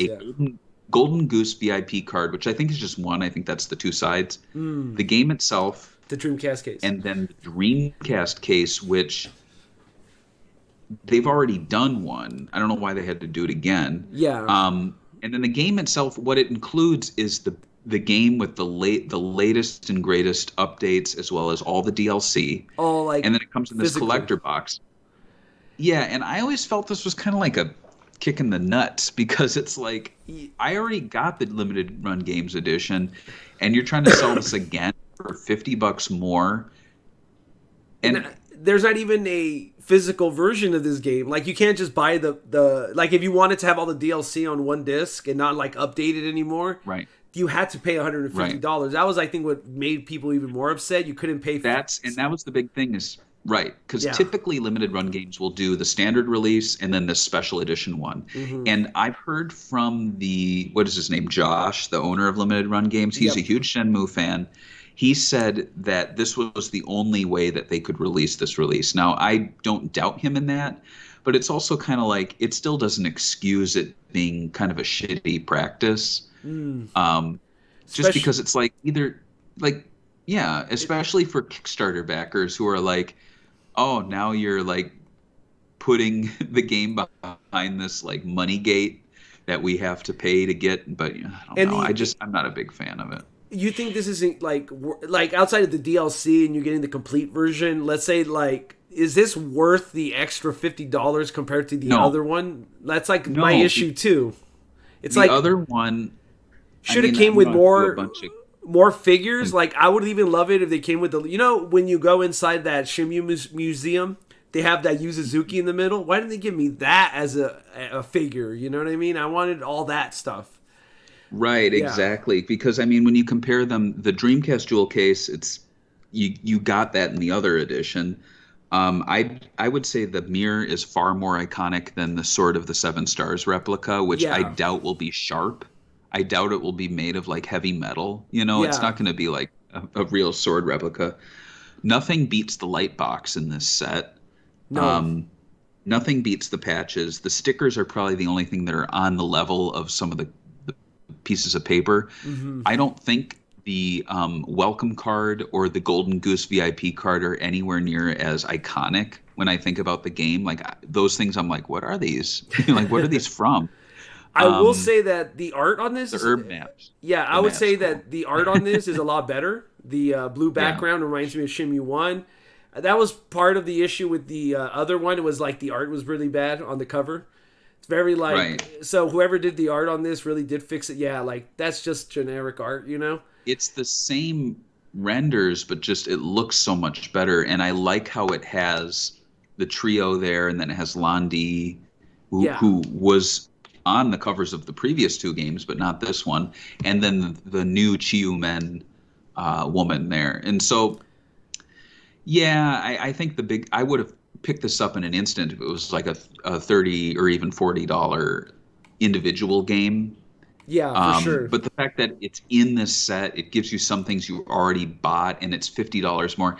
And when this was out there, I was actually tracking the inventory, Sales? which you can do if you look at the source code. This thing was selling at a snail's pace. That's They were true. not able to move. I don't know how many editions there were, but it was moving so slow. And when pre-orders ended, it didn't sell out. So very clearly, they're making a much smaller run There was 3,000 than of them. anticipated. That's it. Yeah, and I think it was like 2,000 maybe sold. I could be wrong, Is it sold but out? But I mean, who knows with this? but this was so long ago too. This was November 20th, 2019, I think. Oh yeah. Am I wrong? I'm trying to see the Nine nine date. nine. The other one Is was this the one that was 999. 9/9 It 2019? says it shipped quarter 1 2022 for the No, it hasn't shipped yet. No one has it. really. No. It says right here it's supposed to ship Oh, quarter you first know of what? It was 2022. 2020. I think 2020 was So when it came out. So it was that's like a year after. crazy. So they haven't shipped this out yet because it says quarter 1. So technically, it's still not the end of the quarter. Right, exactly. So this went up for pre-order late 2020, a year after the game had come out already, and they want another $150 from you, and then it still hasn't released. So there are people, oh, here's your Shenmue Complete Edition. You've had the game for 4 years now. It's silly. Anyway, let's move on to the DLC. We've been talking about that a little here now. So the first one, there's 3 packs. There was Story Quest Pack. I thought this was the coolest one. So this sees the return of Shuken Zhang from Shenmue 2, which is a Oh, surprising returning character who brings out a new subplot. This is the guy who looks like he's got a oh, really wide mouth should have been Goro. in the cups, right? The cups Yeah, call him, I think. yeah, yeah. Um, there's also additional story quests not available in the main game, as well as exclusive items given as rewards for clearing quests. The second one is called Big Merry Cruise Pack, which sees a giant party boat docked at Niawa Harbor. And not only does the ship contain mini games, but also mini quests and new outfits for Rio that he can obtain through these quests. And then the third and final one is called Battle Rally, which sees Rio and his friends doing their best Sonic Oh Rivals yeah. cover art impression. Oh yeah. And this one's cool. Players take part in a battle race in which Rio races Ren and Wii Zen through a battle course in an effort to reach the finish line and acquire unique prizes. Players also can search for the Bailu Village mascot Bailu-chan throughout the game. These are cool. I like how they both expand what they do is they bring in a lot of the goofiness that Shenmue 2 had, with like the duck races. I like the idea, to be quite honest, of like you were talking about the like shrine to Yu Suzuki that exists, which is it's super meta and it does bring you out of the game. But let's be honest, like this is a game that has duck racing, and that has Virtua Fighter existing like 15 years before it should, or 10 years before it should. Whatever expands the game, I'm fine with. I think these are all very cool. Are they enough to warrant like an additional release? No. Like you can get all three of them for $12, I think, on PS4, and you can get the whole game with the DLC for like $8 on PC right now, or the PlayStation Store right now. Well, wasn't there? There was a redemption code within the collector's edition. What was that? It might be a digital soundtrack. I don't want to say anything like that because I don't remember. I have DLC product code. Oh, so didn't it come with a copy of the game for PC though? Oh, maybe. I don't know. I mean, I'm now doing an unboxing, but in any case, yeah, I think all in all, the DLC was actually pretty cool. It didn't really expand the story all that much. Oh no! But still, couldn't put that village that they promised us with that mechanic. They never did. That's true. That would have been nice, but whatever. At least we got that goofy looking like Hamburglar guy to appear from Shenmue 2. That's true. There also exists a number of digital deluxe edition and Kickstarter. Let me set this down here. Kickstarter exclusive DLC items, including outfits, scrolls, capsule toys, and events. My personal favorite is the International Phone Card, which we talked about quite a bit here, which allows Ryo to call characters from Shenmue 1 and 2 and catch up. Yeah. That's where you're going to get cameos, you're going to get little clips. Shenmue 3, when it released, it came out to generally positive reviews from fans, but it did not reach the heights of the first games. The PS4 version saw an average score of 7 out of 10, with graphics, environments, and music seeing the most praise.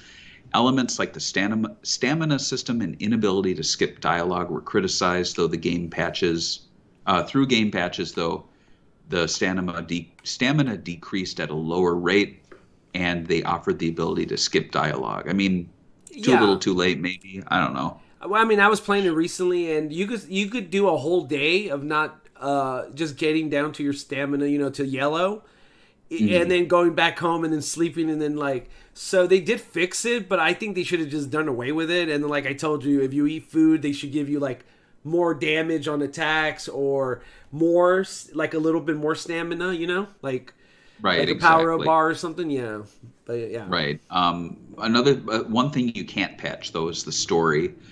So people thought it was underdeveloped, and that the game being open-ended was a mistake. People thought the game should have ended with 3, given how long they waited for resolution. Kickstarter integration was also called out as being too fourth wall breaking, there was. Mm-hmm. I think that's fair to say though. There was even like dialogue where I was like, I wonder if this would have been written this way if we didn't wait 20 years, and that's the problem, like we waited 20 years and to not call back on fans and like change the script, like it's not the same script. Yu Suzuki had like whatever years ago, but like him calling out carrots and stuff, it's like, or it's almost like they're nudging the fans throughout the game, and it doesn't bother me because I mean we did wait 20 years at this point, right? Right. Yeah, but like stuff like the save. I don't have a problem with the save Shenmue building though. It's almost like a fan service building within the game, but it's contained in its own area, so it's not like you're not. What is it? It's like Sonic Adventure DX, where there's like Sonic X advertisements all over the place. Like that took me out of the game because I'm like, oh, wow, all right. I mean, if they had a Sega Bits building with a bunch of Opas, I would be very, very cool with that. So, me too. I thought what was really funny though is that in the penultimate battle, you actually fight Kickstarter backers. I thought that was really funny. Yeah. I also thought it was funny when they had like a wall of photos, and Oh one of yeah. them was like photo not submitted or something. Like it was like you could have just not included it or done a drawing, but instead it was so like 404 error, image not found. I found that Um, interesting though. It was like you're looking at credits there, and it kind of made me go like, man, I should have maybe submitted something, you know. right. But I don't know what the tier was for the picture thing. Probably a lot, and I didn't do it. But A yeah, lot of money. If it was cheaper, there would have been more. that's true. But like I said, like this is a game where stuff from the 90s exists in the 80s. There's duck races. So people should just relax. Um, we have not done a review of the game, so let's review it now. What would you give Shenmue 3 on the Segabit scale of F to A plus? People make fun of me that I just go like C plus for everything. I don't really like. I'm like middle grounding, but like I do feel like this game is like a 70-ish, like 7 out of 10. Like sounds good to me. Like its combat is not good. Its stamina bar is terrible. But everything else is so like Shenmue. The whole like we talked about the story, and we actually enjoyed knowing more about these stonemasons and how they like this more about the mirror, more about Ryu's dad. I think they did a good job. Besides, like I really wish they would fix the combat. If they fixed the combat and the stamina stuff, this game would probably have been like a B minus, like a middle B, you know. And it's such, I don't know. I hope for 4 they promise to take away the stamina bar, and then they update this game to take it away and it has like a new combat system. That's it. And I think it would be perfect. So C plus. C plus. What about you? Okay. I would be a little more forgiving. I would go B minus just because I'm not so precious with the combat. I don't think it was game breaking, but I definitely prefer 1 and 2. It's Shenmue though. Like they really nailed a lot of aspects of it. I've been playing the Back to the Future the game from Telltale Games recently, and I love the point and click adventure style, and I feel like it's died. Like no one does it anymore because now they're like, oh, you got to make Uncharted 9 or whatever. So when Shenmue 3 came out, I was a little afraid that it wouldn't revive the old Shenmue style. So the fact that it most definitely plays like Shenmue for better or worse was great, you know? So B minus from me. It would have been middle B if they had not had the eat garlic like crazy, but I'm glad they patched it and made it a little more accessible. I actually, in playing the game recently, I realized just how much better the patching made the game play, because I remember getting frustrated with it when it first came out, and I was like, I'm eating way too much garlic. As far as the sequel to the sequel to the sequel, Suzuki has gone on record as saying that Shenmue 3 brings us 40% of his vision of the series, and that ideally Shenmue 4 and 5 would conclude the story. Fandom is split over whether Shenmue 4 or even 5 should happen as a game, instead pointing to like a CGI movie using game assets, or running with that, the current anime could conclude the story with a season 2. I know season 1's right now going to cover Shenmue 1 and 2, and they're even adding elements of 3. Exactly. So if there is a season 2, I can't see them doing Shenmue 3 for 12 episodes. So would they start moving ahead and giving us Shenmue 4 and 5? I don't know if Suzuki would show his hand. I almost wonder if the anime is acting as a way to entice people to ask for 4 or gauge, and I'm totally cool with that. But at this point now, I'm no longer saying just give us an anime, give us a book. I want the game to conclude as a game. It started as a game, it should end as a game. He's proven that he can make Shenmue in the modern era, and for better or worse, I would like to see 4 and 5, even if I'm still eating garlic. Yeah, I'm fine with that. How about you? What would you like to? Would you like a game for 4? So I was a little salty when it first came out, and now that I played it, I could see his vision a lot better. I definitely think 40% is like 3 games and we got 40% of the story. It seems like we're a little bit behind. I feel like if he does another game, he definitely has to basically say, this is all in. I'm all in on this one, and this should be the last one. I don't know if he'll be able to survive another Kickstarter, especially with like the negative reception. Like just the idea that like the game came out and then they try to do that limited run games, 3,000 units, and they couldn't move 3,000 units, and they probably couldn't move all the units of the vinyl, the big vinyl, and they were charging $1 million. I forgot how much they charged, $150 maybe. Mm-hmm. So it was like $300 they wanted from Shenmue fans for limited run games for one go. Like, I hope they don't do that. I hope that they spend more of the money on actual, creating the game. But yeah, for sure. I think a 4th maybe could work after the anime. Like if the last episode of the anime is like Kickstarter for Shenmue 4, I think more people would be like, okay, I like the anime. I'll go in, and like it got me back into it, So I don't know. Absolutely. Yeah, I would love to see that. Let's check with our Patreon pals. So if you support us on Patreon at any level, you get to share your memories at the end. And of course, I'm sure our Patreon picker, Daniel, is like, where's my memories? Daniel's going to close up the show with his own podcast, I guess. He's got so much to say about Shenmue 3. So we're going to run all of his thoughts unedited, uncut at the very end. But first, we're going to read the memories from the 2 chaps here. We have Hams, who said, I just got the notification to share my memories as I was listening to the Shenmue 2 episode. When this game hit Kickstarter, I was so excited, I naturally backed the game. My tier had the capsule toy in it. When it finally arrived, it had Ryo and his forklift inside. Unfortunately, one of the forks was broken. Sad face. Super glue it, dude. Anyway, to the game, Shenmue 3 certainly has many issues and design choices that I'm not keen on. The first one being the redesigning the look of the characters. You get used to it as you play on, but I much prefer the old versions, especially Shenhua and Landi. Shenhua's old clothing was much more rural and better fit her character, and in the old games, Landi looked calm and collected, yet menacing at the same time. His glare was pure ice. That's missing now. That's true. He did have an icy glare. Oh, yeah. Also, the eating. I won't elaborate further on it. Everyone hates it. Yes. I don't like the new fighting system either. The old system was clunky, but all the moves you learned were somehow more meaningful. In the new system, I found myself just spamming 2 or 3 moves. Oh, and the grindy training. Too much of that.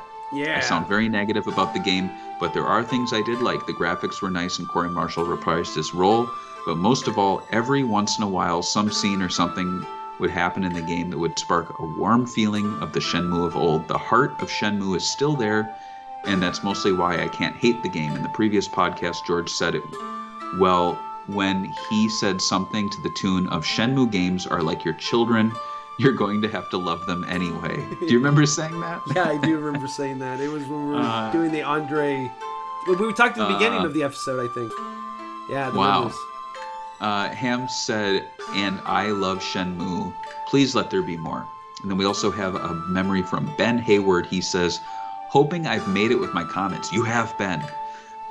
Given I'm in Australia and operating on a slightly different time schedule, as with Shenmue 2, this isn't a game I've played, but it's definitely in my awareness as a result of the franchise's reputation. Somehow, though, even at that level of distance, I get the impression that this game isn't quite up to the Shenmue and Shenmue 2 standard. I listened to your Swing and Report show, where you live streamed the end of the Kickstarter and could hear...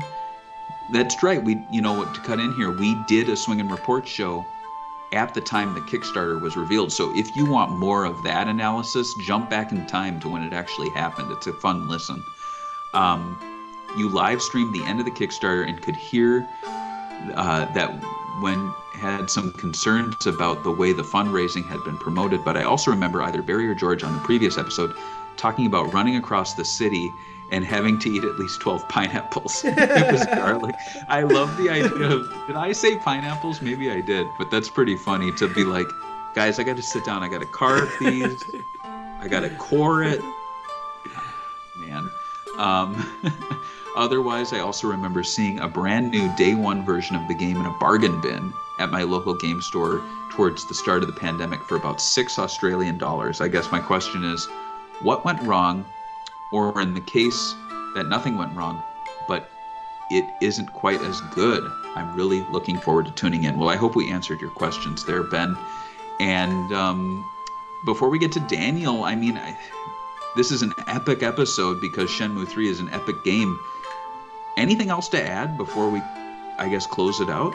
I think we discussed everything about this game, and I hope we do an episode on 4 one day. That'd be incredible. Absolutely.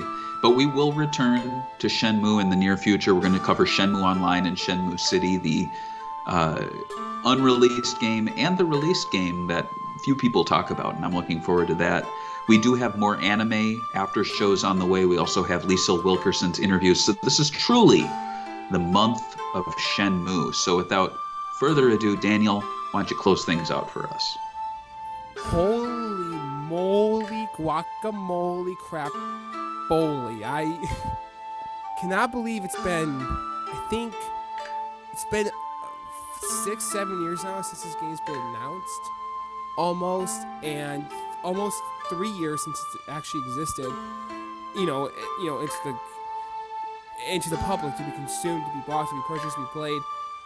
Shenmue 3 is still a reality, and I still get goosebumps thinking about that to this day. I get all giddy. And I remember it like it was yesterday. This is one of my happiest memories of my entire life. Like, I will never forget this. This is so huge to me. Now, keep in mind, I was a new Shenmue fan when this happened. I only knew about Shenmue for, I think, just 2 years when the announcement came out at E3 of 2015. It was beautiful. It was genius. It was baffling. People were crying. People were, like, overjoyed. I was one of those people. But I have a story explaining all that stuff later. But, so I may have talked about this a bit in my Shenmue 2 memories, briefly talk about this. Again, like I said, I only started the series in 2013. And I remember discovering it, I discovered somehow through some video on YouTube or some thing online. I got to discover Shenmue, and like I said before, words cannot explain how I reacted when I finally got to play and discover it. This game changed my perspective on gaming, on the gaming industry as an art form. It changed me as a person. It really did. And it was the game that I've always wanted to exist. Shenmue was that game that I wish, when I was a kid, somebody would make a game kind of just like it, and it does exist. And I didn't know about this whole time. And it was on the Dreamcast, Sega's best console. And this game was a defining reason of why that was. For my favorite parent company making this IP that I should have known about this whole time, but I didn't, but that's whatever. Because, obviously the Dreamcast and Saturn were popular, so that was hard for me to know as a kid, but whatever. Point is that I didn't know that Shenmue 3 was going to happen when I got into the series. I knew everything about Shenmue going into it. I didn't play through Shenmue 2 yet. I think I just started it when the game got announced, or I was like in the middle of the game. Or so. I was right around like finishing it at some point. I was playing on the original Xbox, and I was not home when the announcement happened.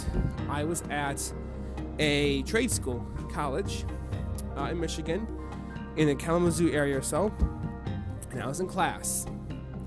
And I got a message from an old friend of mine who, her and I have parted ways. We're not friends anymore. It's a long story, but whatever. At the time, we were friends, and she told me the news, and I was like, oh! I was so crazy excited inside. I was in class, and everything was all quiet, and all I wanted to do was get my ass up, sprint out of the fucking hallway, and just shout out in excitement, Shenmue 3! Shenmue 3! Oh my god, Shenmue 3 is happening! It's happening! Shenmue 3 is real! Oh my god! Like, I just wanted to do that. I did after class. But, I just lost my shit afterwards, and I was so ecstatic. I was in disbelief and joy, and I watched Adam Kralick's video. I watched the Happy Console Gamers video about it. I watched everyone's video about it. I was like, every Shenmue fan under the sun was losing their shit over this announcement. It was a huge deal. And to this day, nothing can ever truly change that. And yes, I really want a Shenmue 4, in case if anyone's wondering. Of course I do. Now, I don't know how you guys feel about Shenmue 3, George and Barry. I don't want to call you guys out. It's opinions are opinions, but I love this game. It is everything that Shenmue 3 needed to be. I just want people to keep in mind, for the people who hate Shenmue 3, who give Shenmue 3 a hard time, who think it's just a waste that should never happen, I need you guys to keep in mind, this is the exact game we were going to have 20 or so years ago, if it ever happened. I'm just saying, there's nothing that's changed. It is exactly what Yu Suzuki wanted to make. The only real difference is that it's on a bigger engine, and there's something kind of controversial, pretty controversial gameplay-wise that I myself do not like either, so I will discuss that in a minute. There's only one Achilles heel, one big flaw, one big problem to Shenmue 3 that is really, okay, there's a handful. There's like two maybe that I can think of that is unfortunate. One is the cross save from Shenmue 2 to Shenmue 3. There's nothing. There's no like acknowledgement of the save data on your PS4, PC, whatever. There's no save like connection like Shenmue 1 and 2 have.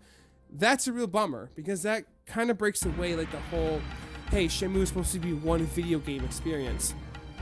One reality that we could have had is Shenmue 3 could have been designed for the Dreamcast. Even now, as an indie title. It could have happened, but it didn't. And I'm kind of glad it didn't. But wait, I kind of wish we had. This is gonna sound really bizarre, maybe, and like very questionable of why in the world would Usenet and Yu Suzuki do this. I sort of wish we had that original Dreamcast build designed alongside what like the actual Shenmue 3 game on the current platforms. So we had two Shenmue 3s coming out, developed differently. That would have been very strange, I know. But there was just such a beautiful growth between Shenmue 1 and 2 that's now lost to time, kind of. And I really, really hope that one day we do get like a giant Shenmue video game, like game. Like it's the whole story is one game, and you don't. The game isn't designed like, oh, select which Shenmue game you'll play from the menu. It's not like that. It's like you boot it up, you start it, you're right there in the beginning of the first game. You play it all the way to Shenmue 7 or whatever the final game is going to be. Which I think that'd be amazing if Yu Suzuki and Yusa could do that one day. But time will tell. Or if Yu Suzuki isn't around for that kind of invention, hopefully there can be a predecessor that, you know, he's been training, I don't know, that could do that. We don't know. That I'm hoping there's a possibility that he does have some kind of pupil under his wing. I really hope so, but we don't know. We don't know. Okay, so that is one unfortunate problem with Shenmue 3. I really, that's lost of time. The only thing that can really fix that maybe is a Shenmue 1 and 2 remake that's designed the same way as Shenmue 3, or, like I said, we could, or, you know, maybe they could update the game so, yeah, Shenmue 2's data does something for Shenmue 3. I'd be happy with that. It doesn't have to be like, oh, your experience is carrying over, or maybe it's like, oh, you unlocked the secret thing, or, oh, you know, you got this in Shenmue 2. It's like maybe some capsule toys get to carry on to Shenmue 3, but that would be complicated with licensing to SEGA, but not really, because SEGA's pretty laid back with Shenmue, so I think it could happen, but that's whatever. So, the one controversial problem with Shenmue 3, the huge one, that's honestly, now that I think about it, it's kind of a sad one that could bring tears to my eyes, because I really loved the combat system in Shenmue 1 and Shenmue 2. To me, I feel like Shenmue, the 1 and 2, is the one video game to truly give us an honest to God goodness, like close to reality combat system in, you know, when it comes to karate or martial arts. I feel like everything that Ryu Hazuki does in Shenmue, you can do in reality. You can practice those movements, and as you control him with the controller, there's just something about like the controls there that feels very real. I don't know. I know it's just an old dinky 20-year-old Dreamcast controller, but no offense, I love that controller. I'm not saying I don't see it that way. I think the control's great, but you know, in actuality, people will look at it like that, but there's just something about controlling him with the VMU telling you like how to do and everything, and which I can't believe they removed that for the remaster. That, you know, when you had to do the moves, you had to figure out for yourself nowadays, but that's whatever. But yeah, there's just something like believable and real about the way Ryo just does it, and how you interact with the controller, doing it with button inputs and everything. There's just some kind of soul there that like connects you in the game. But when you play Shenmue 3, the combat system is so not the same, and it's not that's different. That's the problem. It's not really it's just so bizarrely like what happened here. This doesn't feel as like believable as Shenmue 1 and 2. The characters ragdoll when they get knocked down. You can't even like dodge moves anymore, or what is it? You can't block or dodge. I can't remember, but it's one of the two. And and you have to do like button combos with the LB, or not button combos, like the button combo is just on. It's just not designed as it was. Why did they thrash this perfectly designed combat system for Shenmue 3? Why did they change it? I don't understand why they couldn't just use the original in like a more enhanced way or something. That's not what happened. They completely changed it, and it's a very strange choice to me. Everything else about Shenmue 3 is beautiful. I love that you can just like take your time in the village and just get to know the characters, and just get to like take it all in with like the scenery and with the story, like with fishing and with shopping or shopping wood or doing whatever, or gambling or training at the dojo, which again the combat's whatever, but at least the training is somewhat enjoyable. I'm not gonna lie, but doing the 1-inch punch in the horse dance, I think is more like in tune with like I can see Ryu Hazuki actually doing this, or like an actual person doing martial arts doing this in real life, versus the one-on-one combat with another character. That just doesn't correlate. Like that just doesn't seem too believable to me, because it takes you out of the immersion. The combat system is very strange to me compared to the original games. I don't know. That's really my one big problem with Shenmue 3. I think it's a lot of people's big problem with the game. However, I love everything about it so far. Now, keep in mind, I haven't finished the game yet. I'm still in, Guilin or Bailu Village, I think, at the beginning of the game. But I still know a lot about the story. I know about the encounter with Lan Di. I know Ren comes back. It's all in the trailers. I know the game ends with them walking, I think, on the... Oh, I shouldn't spoil too much. I know the game ends with them, like, kind of just continuing the journey. And I know all that's there, because I guess all that stuff was, like, in the trailer, so we should know what's coming. And I think... Now, this might sound, like, a little bit like, what? To some people. But maybe not. I firmly believe, not firmly, but there's just something inside of me that's telling me, kind of, that if it wasn't for COVID-19 and the coronavirus, and for 2020 being the dumpster fire year it was, and it destroying so much for so many different companies and people and everything, just changing the world the way it did, I do somewhat believe that we would have had a Shenmue 4 announcement last year. Or, yeah, no, I do. I think Shenmue 4's announcement would have been released sometime around, I don't know, like E3 again. And I somewhat believe it's going to happen again this year. I know I'm probably wrong about this, but we will see. And I will tell you, I know a lot of people out there might be a little helping about this, but I'm just saying, if Yu Suzuki needs help funding Shenmue 4, I don't think Yu Suzuki in Issa is going to need as much as it did for Shenmue 3. If he comes out, he's like, I'm going to need help again, I don't think it's going to be as bad as it was for Shenmue 3's fundings. I don't think so. I think it'll be more controlled. I think it might be like, hey, within a year's time or so, he just needs this much money.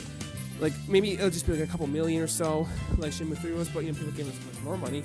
It's up to us if we want. I would maybe do that again. I would have to think about it, but I don't think it'd be as bad as how it was for Usenet for Shenmue 3, because I'm pretty sure they made a profit out of Shenmue 3. If you're anything like me, I'm pretty sure a lot of fans, if they bought every version of the game with the DLC and everything, I'm pretty sure they have the money for Shenmue 4. I'm almost certain that they do.